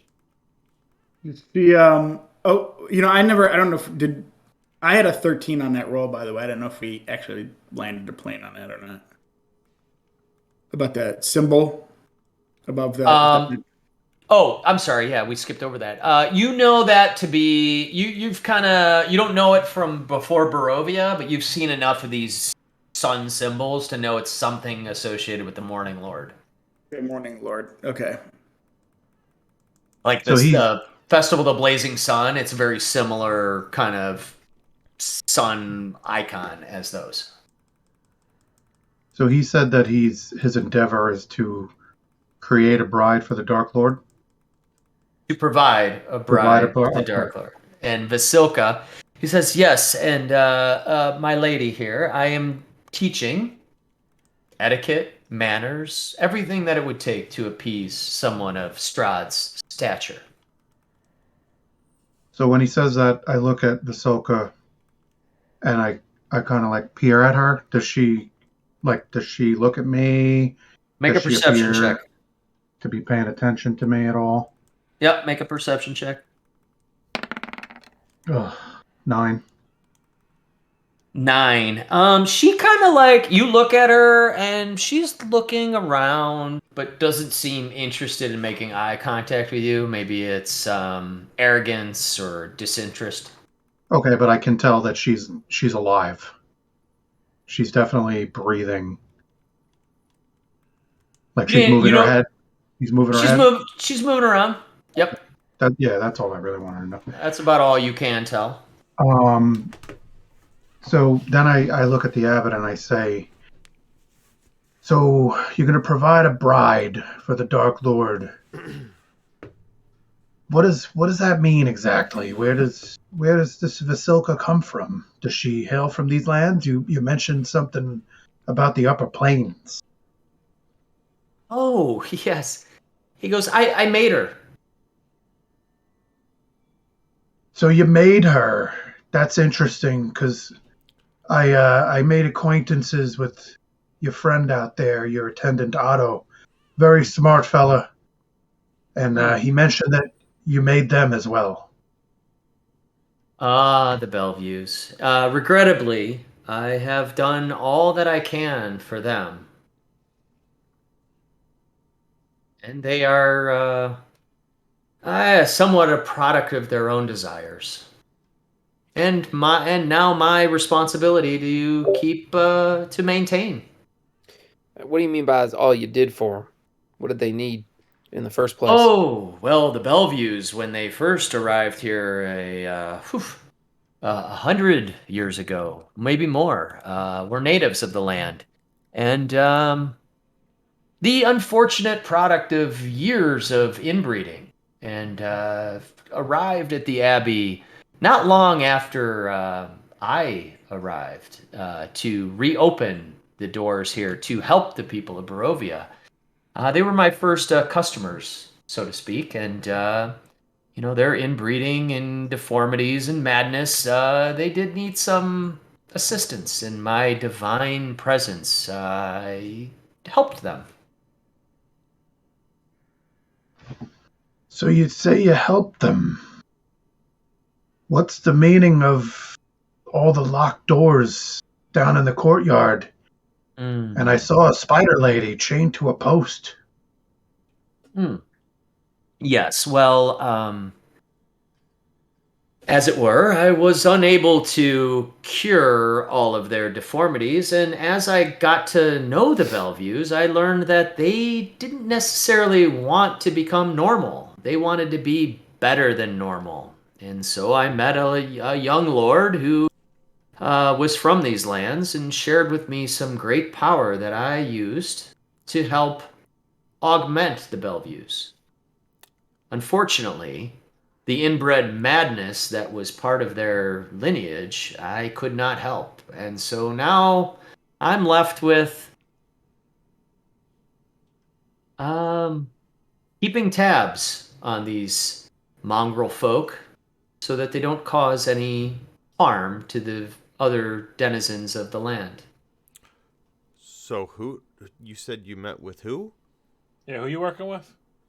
Oh, so many years ago, a very young lord who was from these parts knew of a great power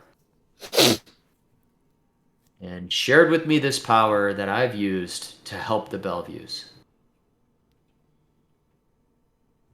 And that was... His name, so many years. Lord Vasily. it was. And he found me some great magic in a place called the Amber Temple.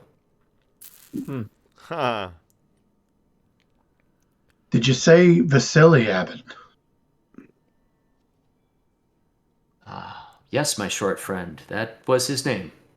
That's an interesting name. I'll have to keep He's it in not mind. short. He's just a dwarf.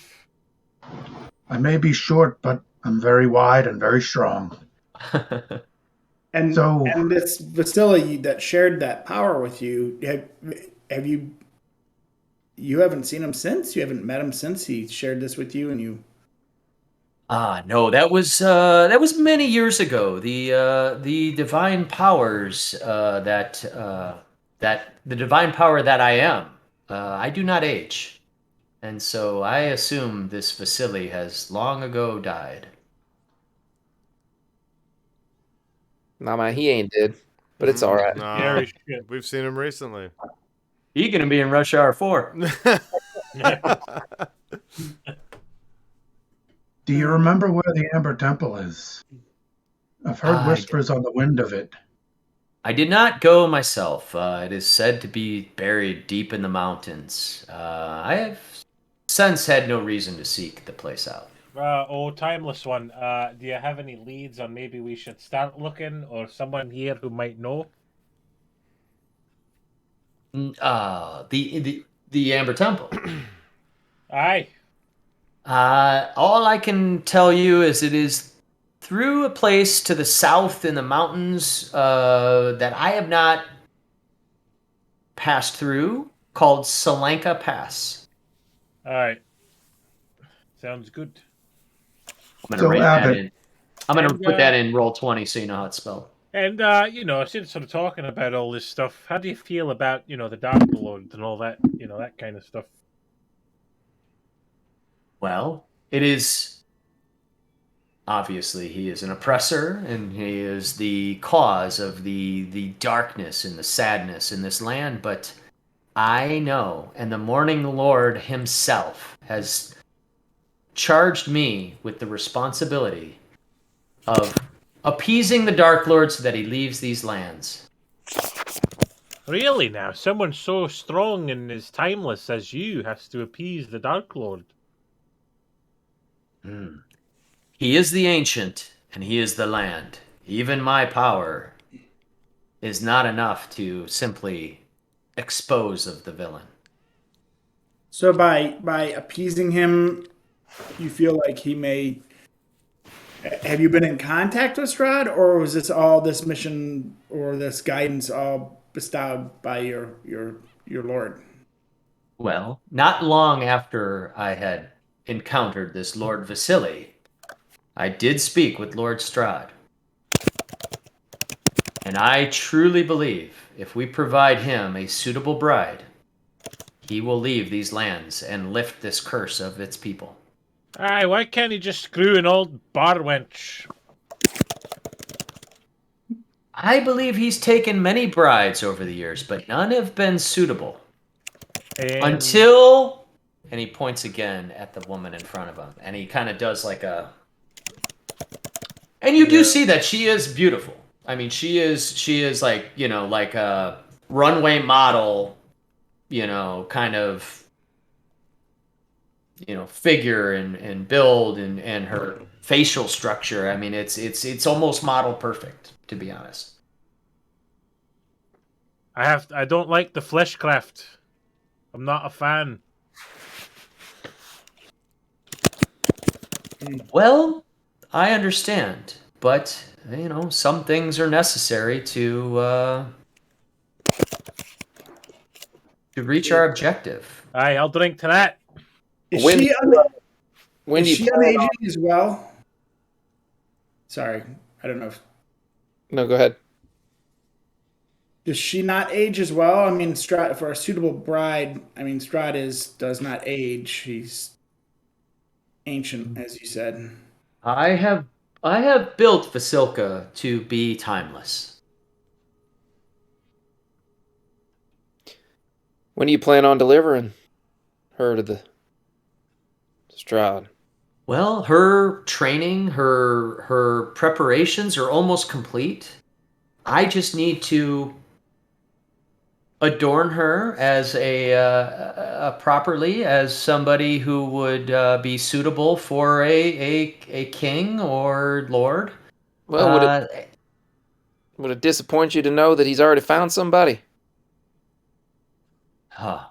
Actually, if he'd found somebody, that would be. I feel we'd be in all in good shape. But I highly doubt that he would find somebody as formidable and appropriate as Vasilka. Yeah, you ain't met Irina. The name is not familiar. Irina. Who knows her last name again? I don't do last names, fellas. It is Kolyanovich. So, Oh, very good. Yeah, Thornton. that was That's good. going way back. yeah. He's a chest size 36C. That's terrible. I'm sorry, hon. That's terrible. Well, if Strahd had met his true mate, I don't think we would be in this. I think the curse over these lands would be lifted. So I have to doubt your. He could be fucking tonight. You don't know a lot. So, Abbott, if you had to find Vasily, if your life depended on finding Vasily, where would you point us? Vasily, the man was almost insignificant. I mean, it was 100 years ago. I assume But if you had a guess,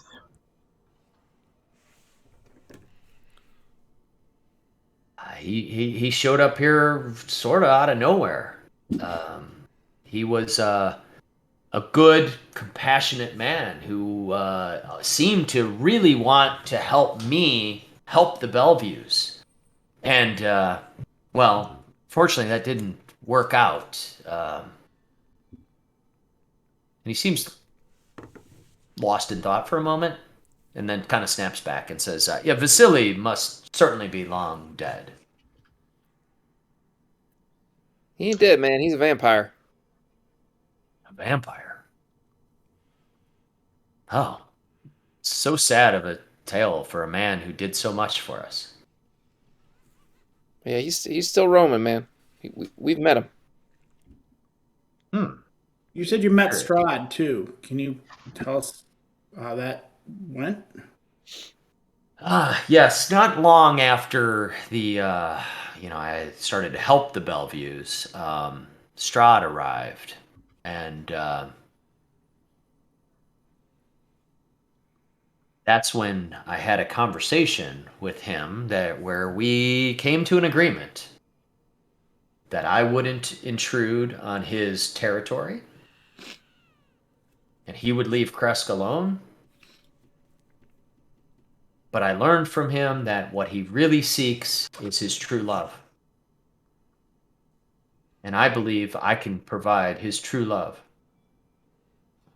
He looks at Vasilka again, who's looks like a stoned out on ecstasy kind of person at this point, who's going through ballroom dancing motions that he was training her through when you guys walked in. She has now resumed her practice and is just dancing in a corner kind of by herself. She hasn't said anything, right? Not a word. So you worship the Morning Lord. Sounds like. The Morning Lord speaks through me and only me in Barovia. Oh, so you represent the Morning Lord. Okay, cool. How do you feel about Mother Night? There's a balance in this world, in these upper planes. The Mother Night has her place here, as does the Morning Lord. We need to restore that balance and remove this abomination who rules these lands. Who speaks? Who does the Mother Night speak through? I don't know. I do not have a connection to that deity, and I don't even know that they are still present in these lands. Well, we've heard stories of werewolves and Mm, that yes. nature. There are creatures all throughout this land. I believe all of the evil comes from Strahd, and removing him is the linchpin to the rest of our salvation. Well, fellas, what did we? We came here to get information about the Amber Temple, right? Would it be possible? Like, let me ask you this: the history you mentioned when you came here to restore it. What happened before that?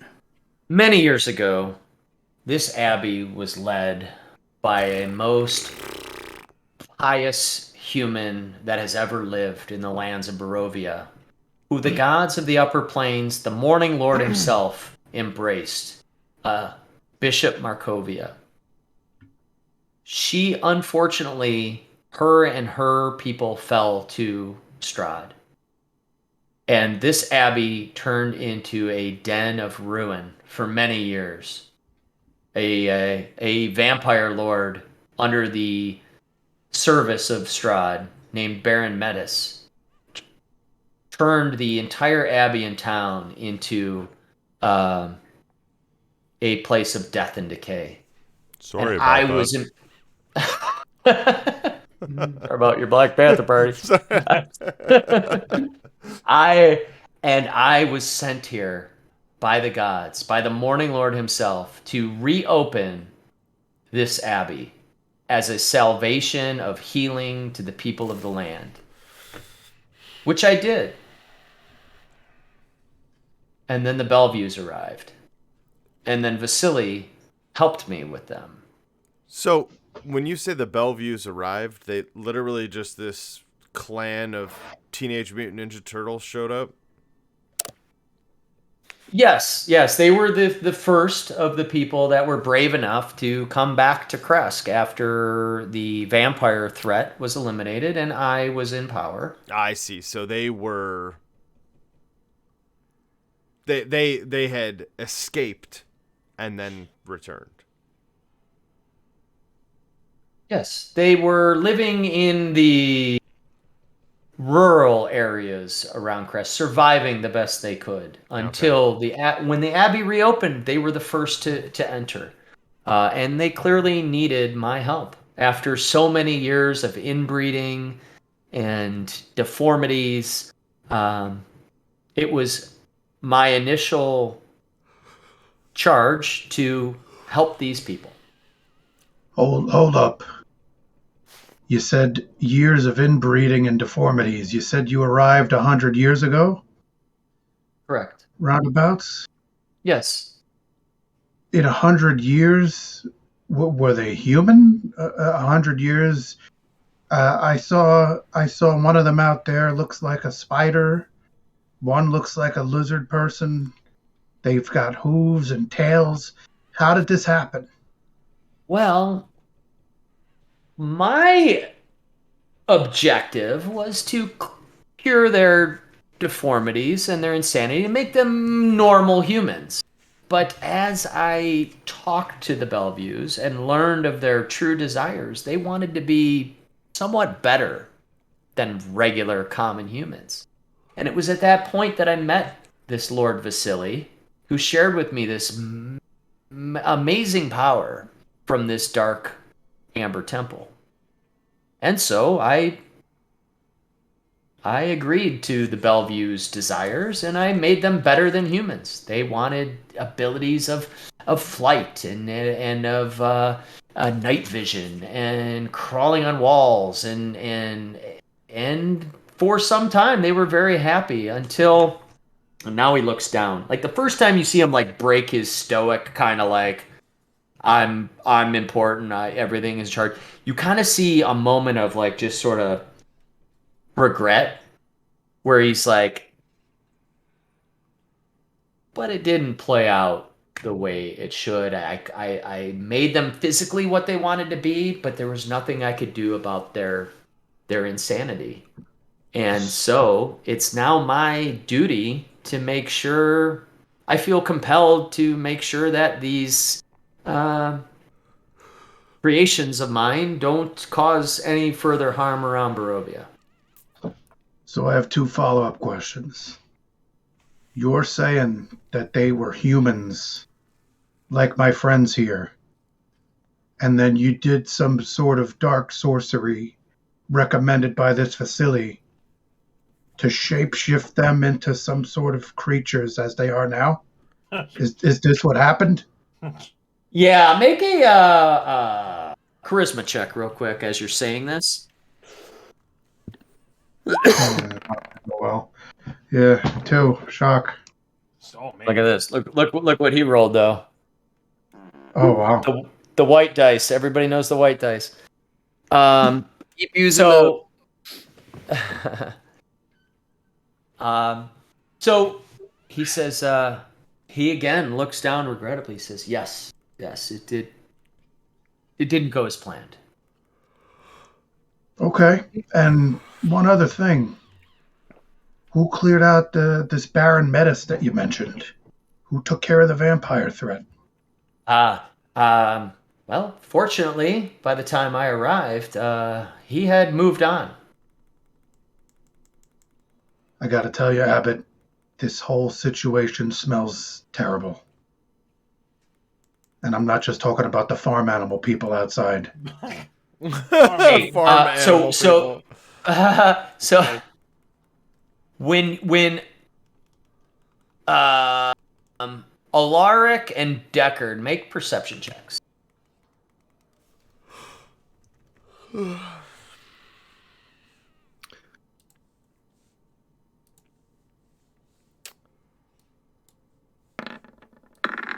Ugh, 5 plus. I think I have a +2, so not very good. 22. 22. Mm-hmm. All right, so Deckard, you're kind of listening to the Abbot, but Alaric, throughout this conversation, you noted anytime the name Baron Metis was mentioned, and especially that last time Ragnar brought it up, Van Richten has his whole facial expression and everything has changed. He's looked down. He looks confused. I mean, this is a guy that's like really kind of like just usually pretty solid, and he seems to be like almost taken, like caught off guard by this talk of a Baron Metis. And the last time Ragnar talks about Baron Metis, he storms past Spargle and out of the room. Oh, That's just a side thing. okay. Anyhow, so back to your question, Ragnar. So yeah, that's what the Abbot says. I don't know if there was anything else he needed to respond. Yeah, I wanted to just say to him real quick. So Abbott, you know, I think I'm a pretty good judge of character, and I think you're a holy man, as you say. But I gotta be honest. I think you've been duped. I think you've been tricked. And if you really wanna rid this land of Strahd, I think you might have to change your approach and start actually helping us. Make a persuasion check. You gotta get a big roll sometime, Sal. Yeah, it's not gonna happen. Not gonna. No. Just not gonna happen. It's just not happening today. Halfway Yeah. through your sentence, he kind of rolls his eyes and he says, "Yes, I know. I've heard this before, but I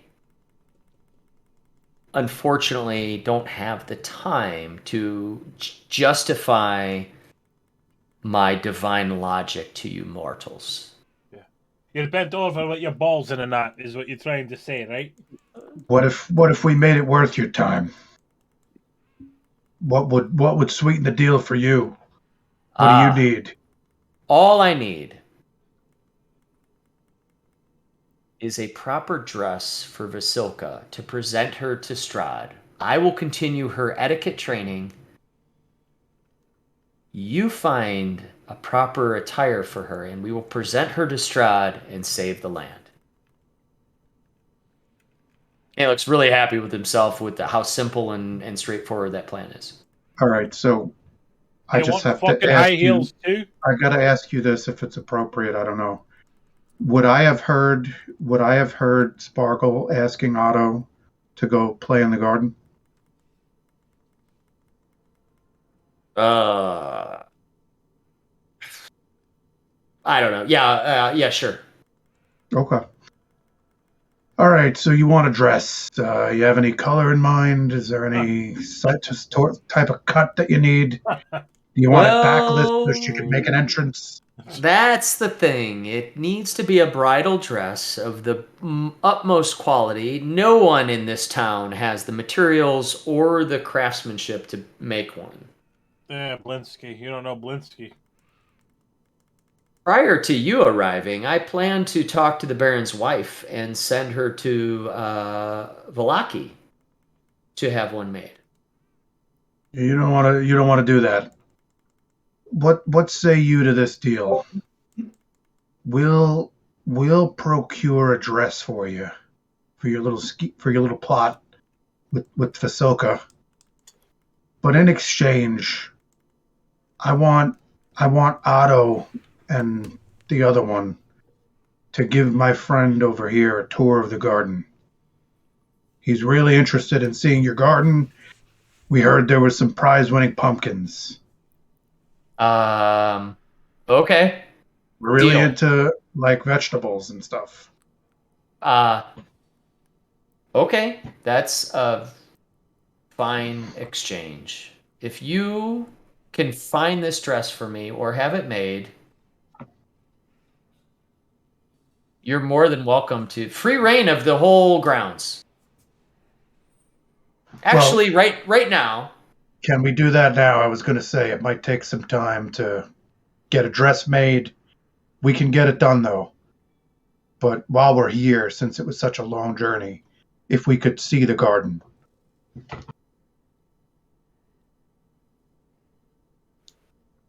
I completely agree to your terms. You now, if you agree to find this dress for me, let's say within the next 2 weeks. Until then, you have free reign of my abbey. Also, if you return the dress within a week, I will offer my divine powers to bring back from the dead anyone you wish 3 times.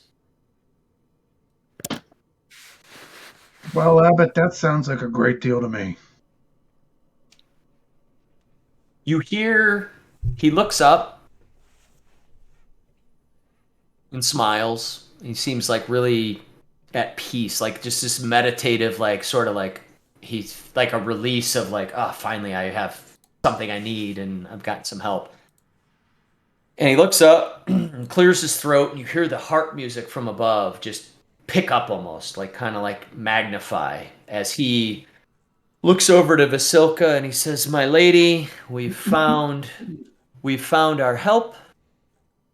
Let's continue our training." And he looks back at all of you and he says, "It's a deal."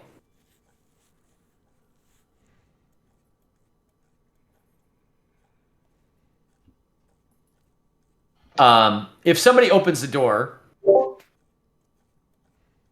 I'll open it because I was gonna go check on. He just stormed past me, and I was gonna go check on Von Richter. so as you do that, the abbot calls in Otto, tells him that he should give you all free reign of the grounds, as much as you want. And it's your choice if you're to be escorted or not. Some of you start to glean that the abbot doesn't actually give a fuck about what's going on outside of this room. He's laser focused on this Vasilka constructed bride that he's made and almost ignores everything else that's going on and assumes that Otto and these other mongrel folk are taking care of things. So he's sort of like, you guys bring me a dress, you got whatever you want. In the meantime, I don't give a shit what you do. To kind of cut to the chase. Yeah, Okay. Deckard heads for the door Okay. and just doesn't really, just kind of tips his cap at you know, at these three people here. And I'm curious, Dan. So I'm trying to think if are we. I'm trying to recall what we know. I'm trying not to, for fear of metagaming here. Sure.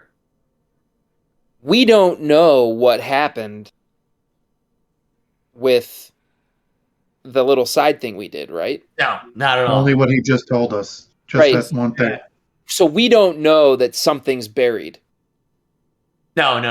Right. Other than Spargle's The tarot card thing. keying in on the tarot card thing, right? The tarot card. That's why, and I'm going to tell you, I don't think it had to do anything to do with the Amber Temple or the No. Throne. No, as a group, I mean, not to overshare what you should already know, but yeah, you guys have been interested in Kresk, the Abbey, the snow-covered fields. You know, it was that one tarot card that said you'll find a thing has really pointed you this direction, and that's your interest.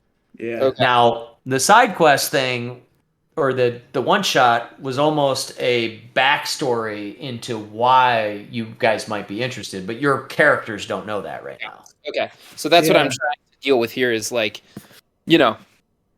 we all know what's here, maybe, but I'm trying to figure out how our characters might. If That's if I why understand it, I'm just honing in on the Guardian this is and the correct. Garden, basically. I'm just I think it's like we heard Spargle talking about that. And if Yeah. we did hear that, I picked up on like, okay, So Spargle, the- do the thing. The reason I'm asking then, Dan, is, I don't know where I want to do it, but like maybe out here in the courtyard, and I don't know how. This is so broad, so I might be putting you on the spot here, but using my grim psychometry talent What's that do again? is when making an intelligence history check to recall information about a darker past surrounding an object you're touching or a location you're present in, you have advantage on the roll. Ooh, So- okay. That's titillating. Interesting. Yeah. that's sweet. Deckard kind of goes out, and I don't know what this will glean because it's so broad. But I'm out in the courtyard, and I'm kind of reaching out with my blood hunter powers Uh-huh. to sense the history of this place and any darkness around it. Like that. That's cool. Let's see. Grant, when making an intelligence.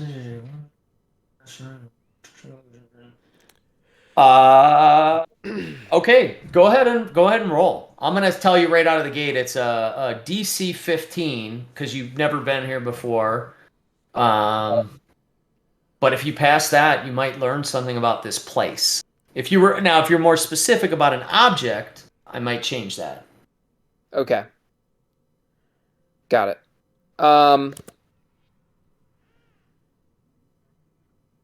Yeah, I don't know that there's any object here. I guess more so just I'm trying to get a sense of the past of this place. Yep. So how do I roll this with advantage? You can right click on the history roll, and it should tell you like to roll with advantage. Oh. Well, there's an 18. So I guess Yep. I'll try more for the 20. Oh yeah, right. I was gonna say 18 is pretty good. Moreover. Both worked. All right. So yeah. So you you notice that this place is just a little bit fucked up as everything else is, and so are you outside of the little like shrine area that the abbot was in? You went back out into the. Yeah, I'm out like where my character is right now. Like I'm kind of like out, kind of near the like I'm out. I guess kind of standing next to this like well. Yeah, so you start to get this like flood of like imagery and just feelings about this place, and you know, it's just this wave of up and down, right? Like just wild extremes of like hope, and like this is like the center of all good, and then this wild swing to just pure darkness. Maybe if you were to get a sense of a timeline, you know, it's maybe like 100 years ago there was this hope and this gleaming of like this is the center of everything that's gonna save the world, and then a sharp decline towards this is like just ruinous and just misery, and a long period of that, and then another spike up maybe when the abbot arrived again, where things were very very positive, and then another sharp decline, and then just maybe 50 years or so of just sort of sadness, and the last sense you get from this kind of observation is just this what you'd get from like the Bellevues, just being this like miserable lot of people that are just sort of like stuck here and have nowhere to go, and are just deformed, crazy people, and then that's the last thing you're left with. Okay. Cool. Just like as a like the if I recall right, remember we knew that Salenka Pass and stuff, that we knew roughly where that stuff was. I think we were like coming from that tower. We were going to go by Crest because it was closest, and then we were going to swing down south to look for the Amber Temple and all that kind of stuff. So I do, you know, we kind of have an idea it's not necessarily the tome. So if you're trying to like think about honing on stuff, Deckard, you know what I mean? We kind of know it's not most likely that, at least. Although, Yeah. And then what do we know about a Guardian? What is this Guardian? There's in the snow dusted. I'm paraphrasing because I don't have it right in front of me, but like we knew it was there's another one unrelated to the Amber Temple. There's another thing that had to do with snow dusted fields, so we knew it had to be Kresk. That's the only place where there is snow in Barovia. But that's what I just keep honing in. They're like, look to the Guardian, not the Garden. So I'm like trying to find some. That's why I'm like we should. Oh, okay. So we do have a non-meta reason to look for a garden. Oh yeah, that's why I've been asking about the garden. I'm not trying to use. Okay. I've been trying the whole time. I'm like, how do we get around knowing what we're looking? I'm an idiot. Okay. No, that's what I'm looking for. Okay. That the Guardian and the Garden is the only thing that I know, and that it's got to be here because this is the only place with snow. Got it. Okay. Hey, so when the abbot mentioned that part of our reward would be we could resurrect 3 people, was that how it was worded? Yeah. He said, is Blackwind in that vat of resurrectable things? Who are you asking? Oh God! Yes. All he said was, if you bring me that dress, if you bring me a suitable dress inside of a week, Within a week, I will bring 3 people. I will bring 3 people back from the dead. I mean, what if their body parts are just? There was no specifications, so he mentioned upper planes. You know what? All right, fine. Since I'm still standing there, Blackwind the White. I'm gonna ask that. I'm gonna say, so Abbott, what's the rules, restrictions, limitations on this bringing people back to life? Because we've lost some friends, so I'm just curious. Oh, he goes, oh, yes, it's my divine power extends well beyond this realm. And he says, let me show you. I'll make Punch disappear. And he says he looks back at Vasilka and he says, "Please continue," as she goes through motions of the dance that he was teaching her. And he says, "Let me show you." And he walks out of this main hall that you're in. He turns a corner, and he goes to one of those chicken coop kind of things, and he opens the door, and you see inside of this chicken coop, you see two other of these mongrel folk. Right? They're just all kinds of different body parts and somewhat humanoid. And he takes one gently, and he says, "Come out here, my child." He puts his hand around the mongrel folk's head, and this blast of white light comes out of his hand and explodes the mongrel's head into just pieces.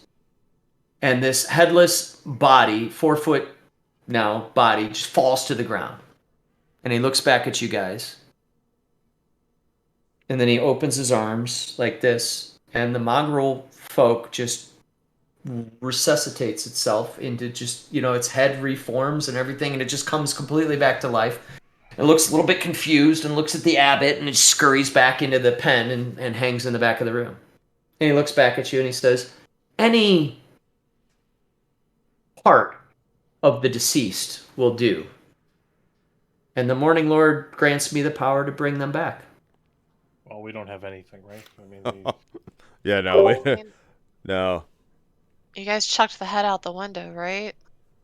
Well, that was it. That was that thing. I think might that was not a have- phantasm. I don't think that was. Yeah, that was a statue. Yeah. That was like a Hey, we phantasm. go I back don't to think. Yeah, the But you Well, did they throw go it to off the the window. balcony. we did. She's Yeah, using maybe his skull as an ashtray. Up at this point. He might have like a tooth driven into that floorboard or whatever, that stairwell that.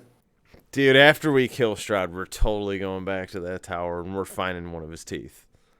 And we're going to bring him back to life and end the campaign. It's going to be great. Right?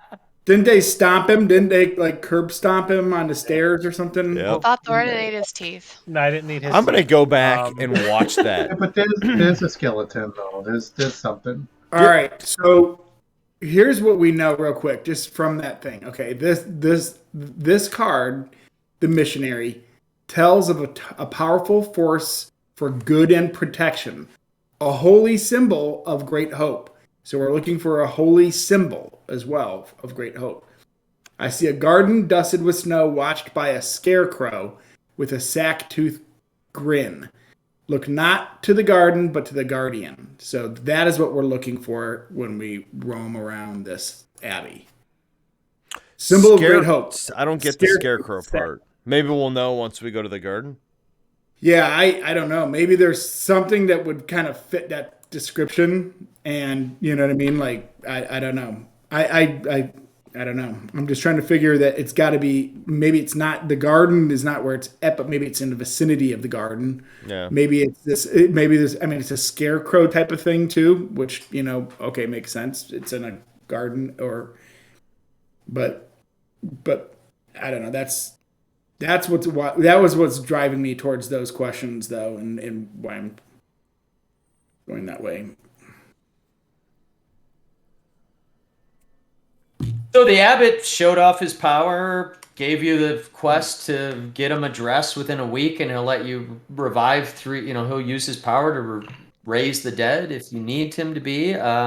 He seems otherwise more interested in helping Vasilka with her lessons than talking to you guys anymore. So if you don't have anything else for him, he looks out the door and he says, "Otto, just let them do what they will. They have free reign of the grounds. Leave them alone. They are my they're under my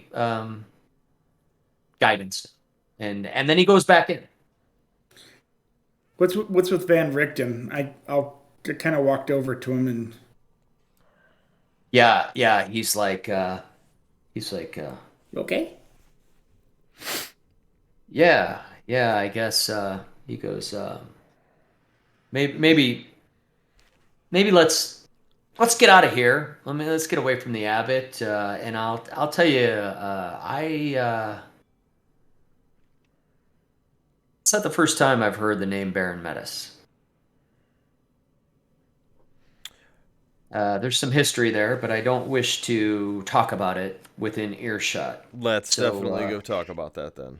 Yeah. He looks way more upset and way more disturbed than you've seen him ever since meeting him on the mention of Baron Metis.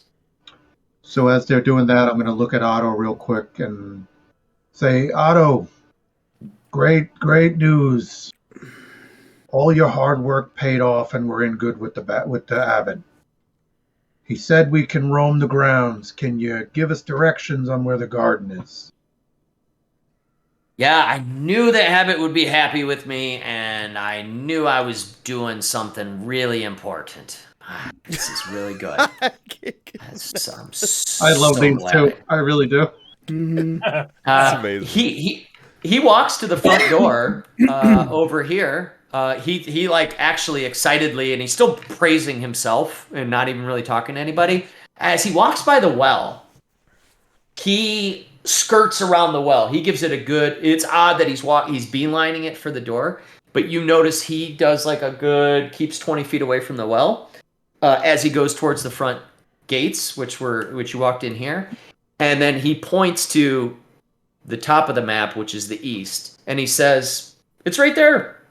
And if you look just outside of your sort of field of view, you do see that there's some what looks like a garden over there. I'm kind of like pinging it up here at the top of the map. Oh yeah, I see that. Okay. And then he steps back, like him and Siegfried kind of like hang outside the front door, and they're just like talking to each other, and they're kind of like done. They're like ready to go back towards their post at the front gate.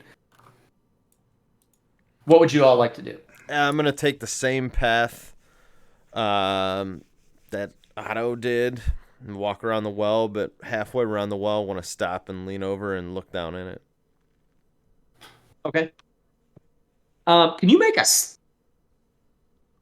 Are you trying to be quiet, or are you just looking over the well? Nope, not trying to be quiet. All right.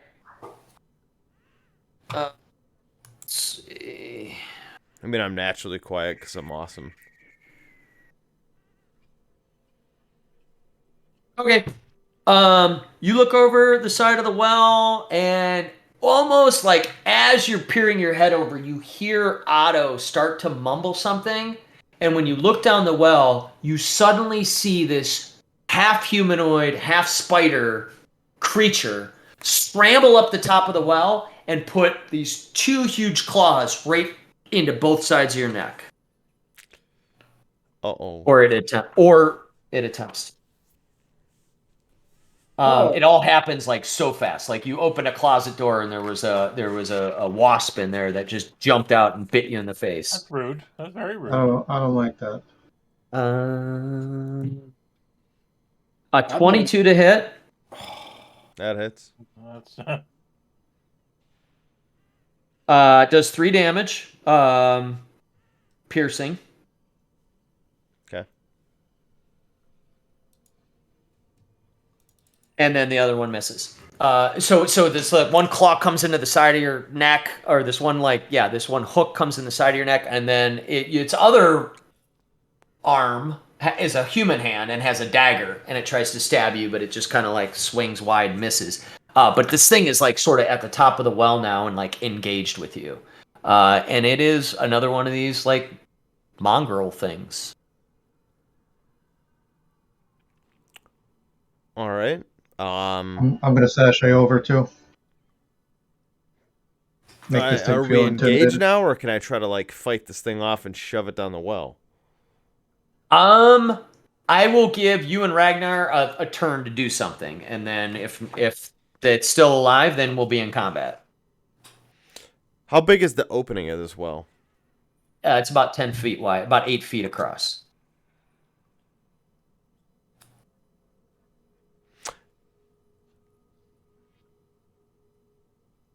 I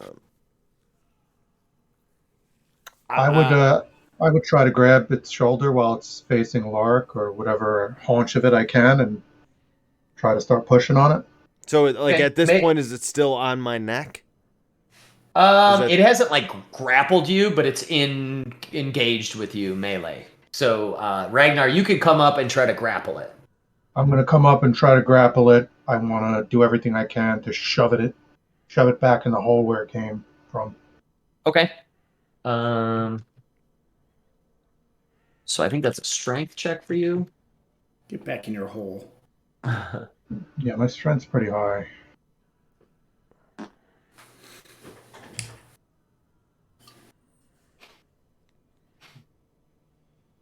thought it was only supposed to pick up voices. Why does it pick up your farts? I don't have the beta thing suppression on. I don't have the beta thing on. While Alaric's fighting this thing off, he's gonna yell for what it's worth. He's gonna say, "Ragnar, put your shield over the hole." Don't you have a shield, Ragnar? Sure do. Yeah, you do. So Ragnar ties a knot on the shield. So it rolled a shield? natural. Ragnar, you didn't do much, but it rolled a natural 1. Well, so, I got a 19. I thought that was a 9. Why'd you re-roll? I don't think I rolled twice, did I? Hmm. Did I? I don't see a second. Oh, we got a mixed deal. Well, Either way, it rolled a natural 1. So you, so as this thing's like clawing at Alaric, you're actually able to headlock it and hold it at the top of the well. Well. All right. All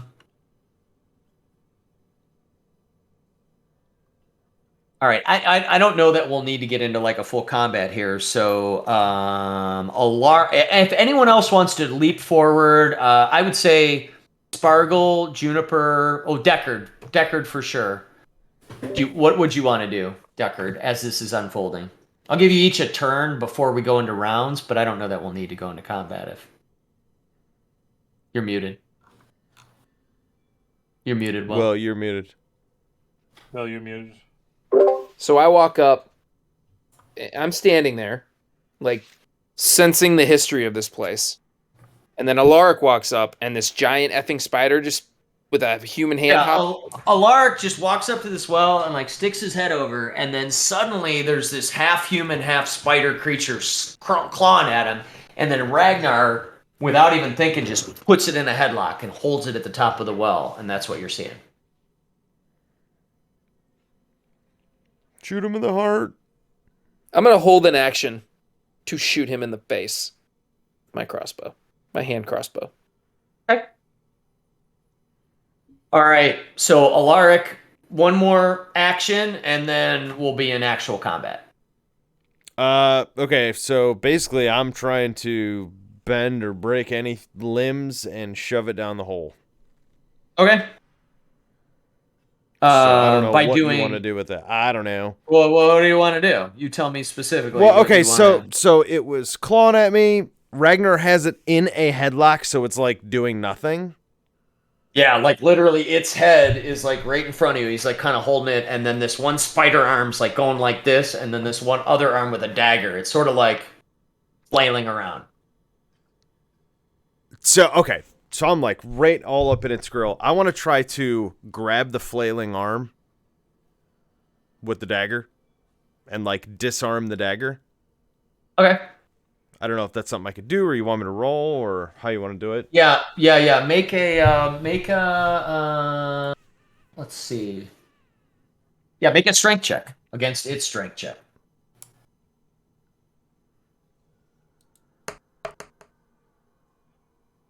Ugh.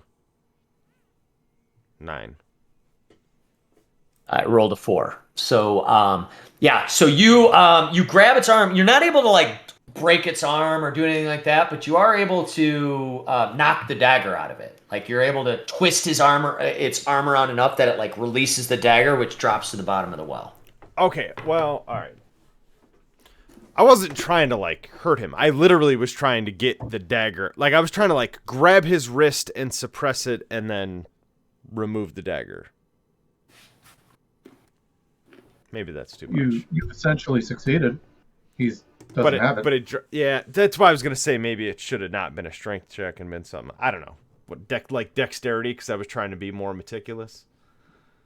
Although that wouldn't have helped me, it would have just been worse. So that's fine. Okay. And then So that's what happened. I mean, I get what you were trying to do, but there's a lot like going on, and you were at least able to grab one arm and knock its weapon loose. So okay, that's what it's doing now. And then I'm gonna just punch it right square in the chest with my other arm. All right, make a unarmed attack roll, I guess, whatever that is. I think that's just a strength check. Is that how that works? Yeah, because you add your strength modifier as the attack roll, and then your strength modifier as the damage roll.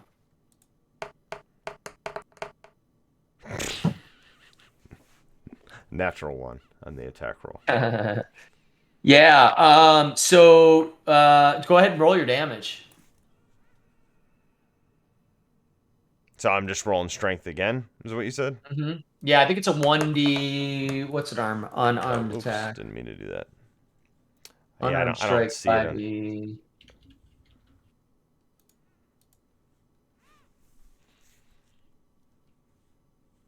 Yeah, just go ahead and roll a 1d3 and then add your strength. Is it, where's 1d3 in here? I don't know. I think I made it up. Roll a d6 and have it. Okay. Yeah, there's a way. I can't remember. There's a way to do a 1d3. It's like, is it the d4? All right, so Remember 2, so 5. Your strength modifier is 5. Oh, I'm sorry. So 7. 5 plus 7. Sorry. Yeah.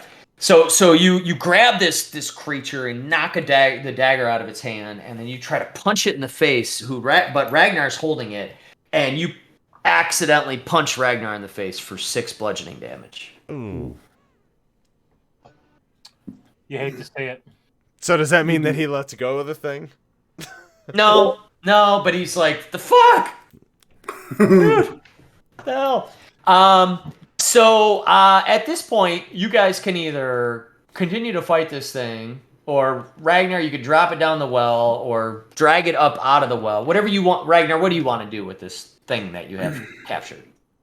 Can I, while I am holding it, I want to see if it responds. Like, we mean you no harm. Why are you attacking us? Anything you say to it or talk to it, it doesn't even seem to. It seems to be so animalistic, this one, that it doesn't even register. Your voice doesn't even register with it.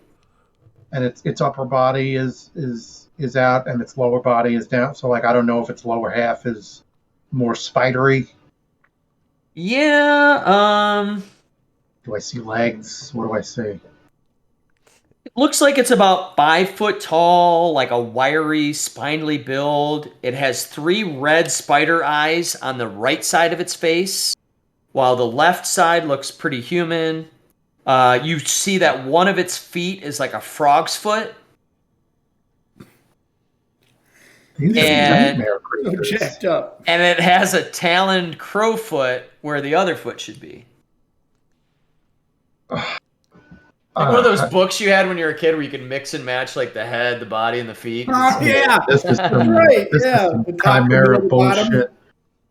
I gotta be honest. Usually I want to try to help some of these mongrels, but I'm pushing this thing back in the well. He attacked my friend. I'm pushing him down as hard as I can. I'm not trying to. Me. Yeah, I'm not trying to kill him, but like, just get back in your hole. Like that's Yep. what I want. All right, make a strength check. Oh God.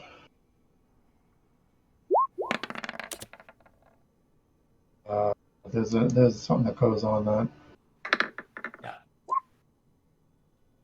You got a lot. 5 goes on that. So Yeah, 7. 5. Yeah, so you very easily after grabbing this thing and Alaric knocks the dagger out of its thing and then punches you in the face. Once Alaric punches you in the face, you're like, fuck, and you just throw this thing down. And it actually falls 40 feet. Oh boy. To its death. Dude, it's all right. That's This it. thing's, it's probably a blessing for this thing. Yeah, it's like thank you. Mm. So You hear it like snarling and scratch and trying to scratch at the side of the walls to grab itself as it's sliding to the bottom of this well.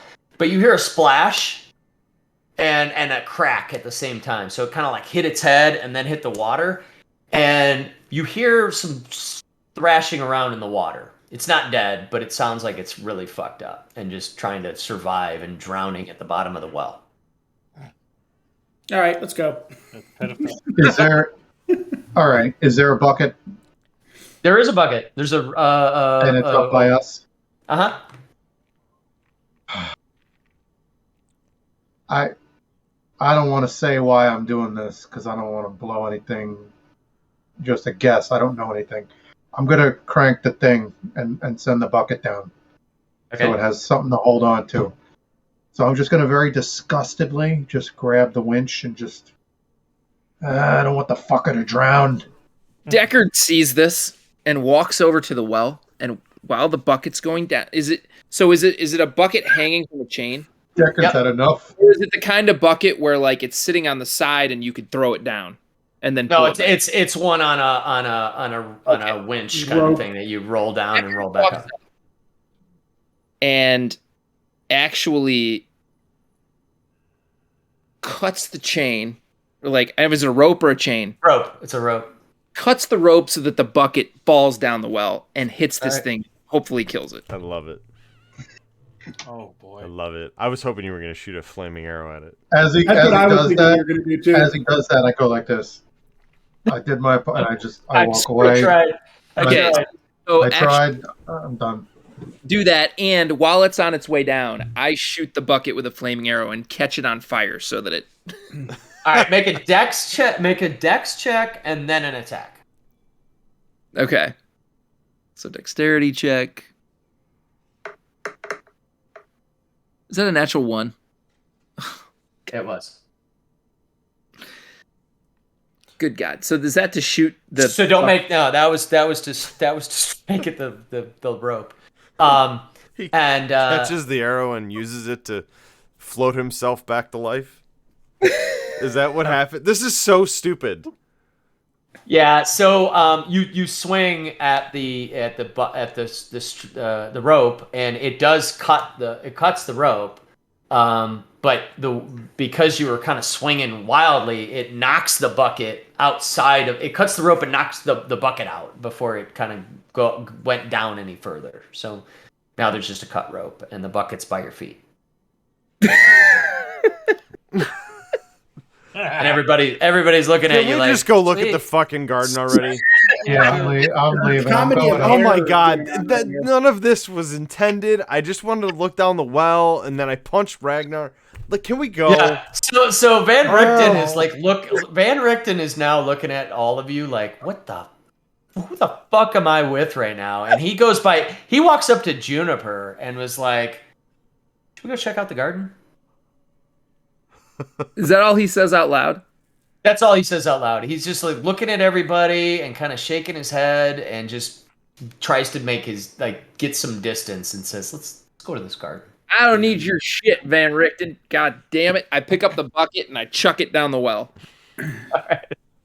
All right, make another attack roll, Oh but my with god. with disadvantage because you're just blindly throwing this. An attack Uh, roll. So, Like a ranged attack roll. oh, So okay. your dex is fine or whatever. So I got to do Mod. 2 of them.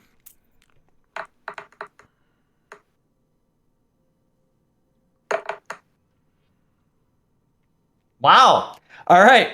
So you guys hear this thrashing around in the water because of this thing's at the bottom, and Deckard gets all pissed off and he finally picks this bucket up and he throws it down out of anger. And you guys all hear this crack, like a loud crack, Oh shit!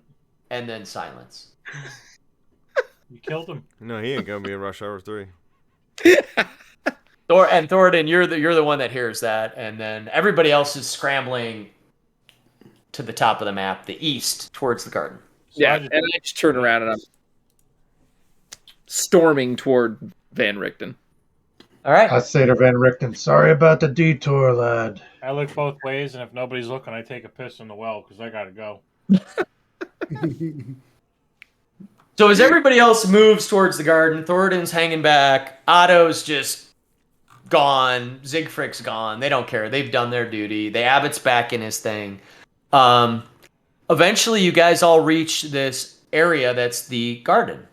And move yourselves up north here. Ooh. See a scarecrow. Nestled between rising and plunging cliffs are 4 rectangular garden plots, enclosed by a 5-foot-high wall of mortared stones. White rabbits nibble on turnips uprooted by the cold. 2 lifeless scarecrows with stuffed gullets and sackcloth heads hang from wooden crosses pounded into the cold, hard earth. The Abbey's east wing, which is the one you kind of just walked by, it's like sort of up here,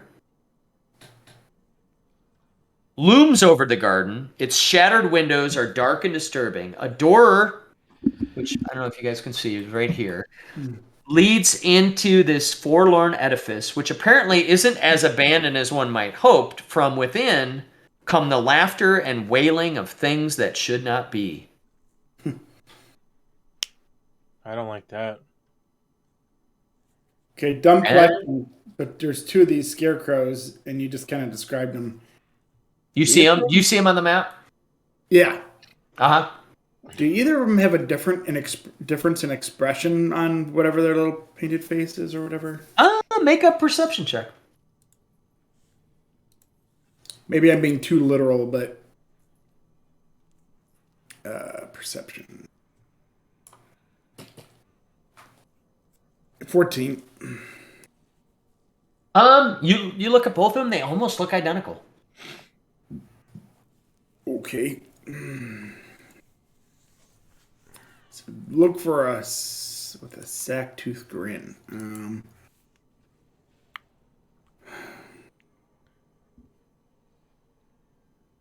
All right, I'll walk up to one of them, I guess. I don't Which know. one? All right, the one that's closest here, I'll start with. Okay. And I'm just like, I'm looking around. I'm gonna follow him, but hang back. I see Okay. anything of note. Both of you make an investigation check.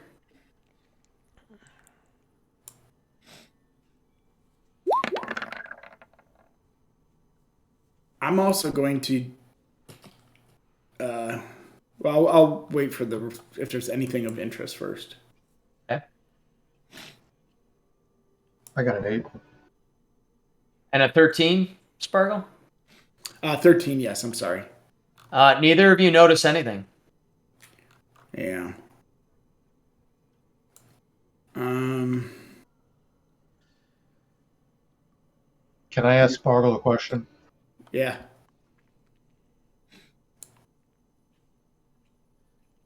Spargle, what was the reason we wanted to check out this garden? I made this bargain with the abbot. What are we doing in here? We're looking for a holy symbol of great hope.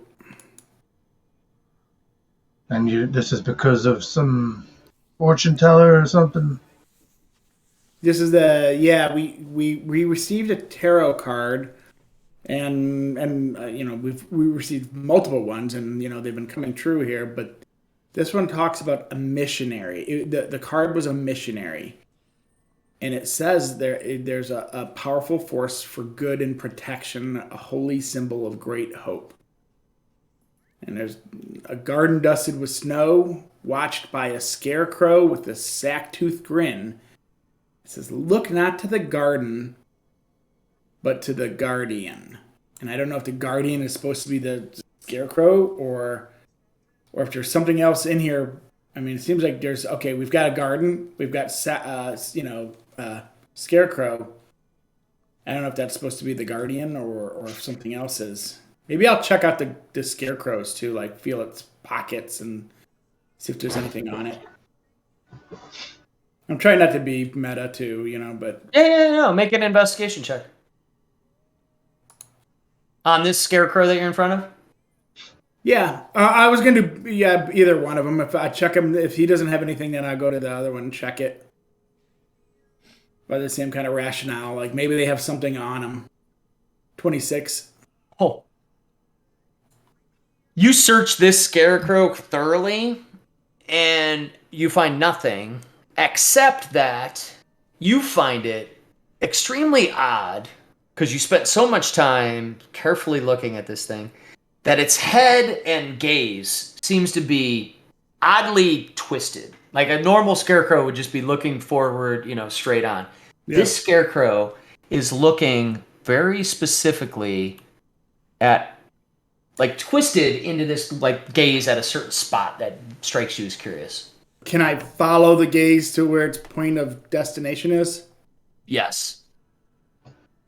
Follow the gaze. All right, I'll do that. You see that blue circle? Yes. That's kind of where it's staring at. Okay, I'm just gonna start. I'll start looking in that area. It's just the same ground as everywhere else, covered in snow. Start digging. What is he Yeah. doing? I will. You- I'll start With digging. the dirt? I'll start to dig. Okay. Before he does, as I see him bend down to do that, can I do? Can I do a survival check here? For like I want to look at I want to look at the ground and see if it's been disturbed in any way. Yeah, go ahead. See if it shows Yep. any signs of anything. Yeah. You can make a survival check on that. And it's plus 6. It does not look disturbed to you. At least not any time recently. Okay, not that I can discern. No.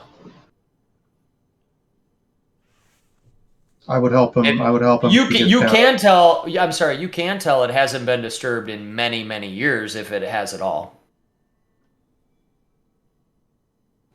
There might be a path or something here,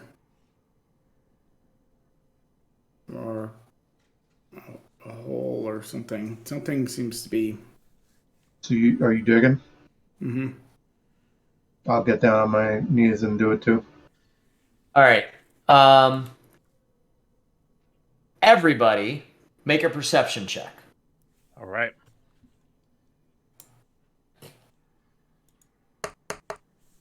Fif- 15. 20. 6. 10.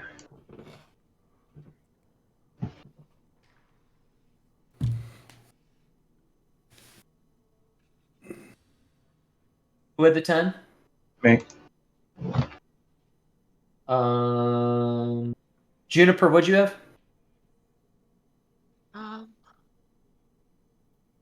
Fell asleep. Hold on. No, I was trying to do something with the cat. What was I supposed to be rolling? Perception. Perception. Sparkle, Thorin, Deckard, Ragnar. I had 17. 19. Wow. Okay. All right. So, Spargle, you look at this scarecrow. You've got this thought in your head. It's staring at this weird spot on the ground. You start digging. And after not too long, after 10 inches into the ground, your hands strike something metallic. And you pull up A dildo. dildo. Floppy. It's a Deldo. A dildo. Dog. You pull up, you feel your hands go around this like cold metal, and then once your hand touches this cold metal, it goes warm, which is strange to you. You're like, why would I be digging out this cold metallic thing? And it suddenly becomes warmer than your own body warmth. And you pull it up, and it looks like this. Whoa. It is a dildo. Uh-oh. Thorin, Juniper, and Alaric. Yes. As soon as Spargle like pulls this thing out of the ground, and you guys look over, and he looks really excited. You three all hear movement Uh-oh. somewhere around the gardens, Oh, all the rejects are coming. but that's where I'm going to end the session. Oh, you scummer! You scummer! Spargle pulls up the holy symbol of Ravenkind. You guys, I mean, it's immediately clear that what you were looking for is what you found.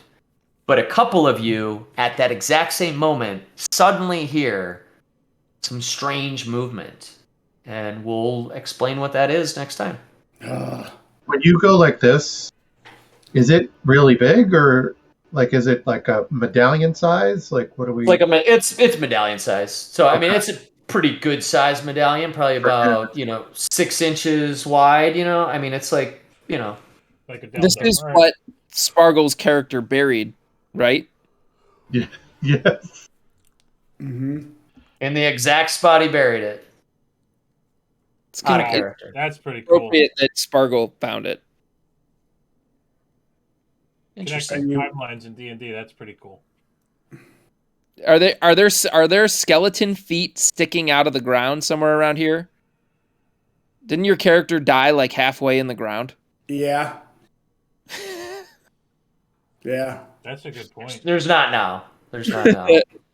The mutants. I find a rusty pitchfork. That's what I thought Dan was going to say. You dig and you find a rusty pitchfork or something. Right. For time.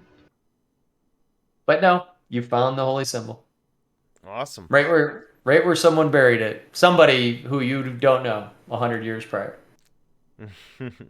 But there's something is stirring, so that's where we'll pick up next time.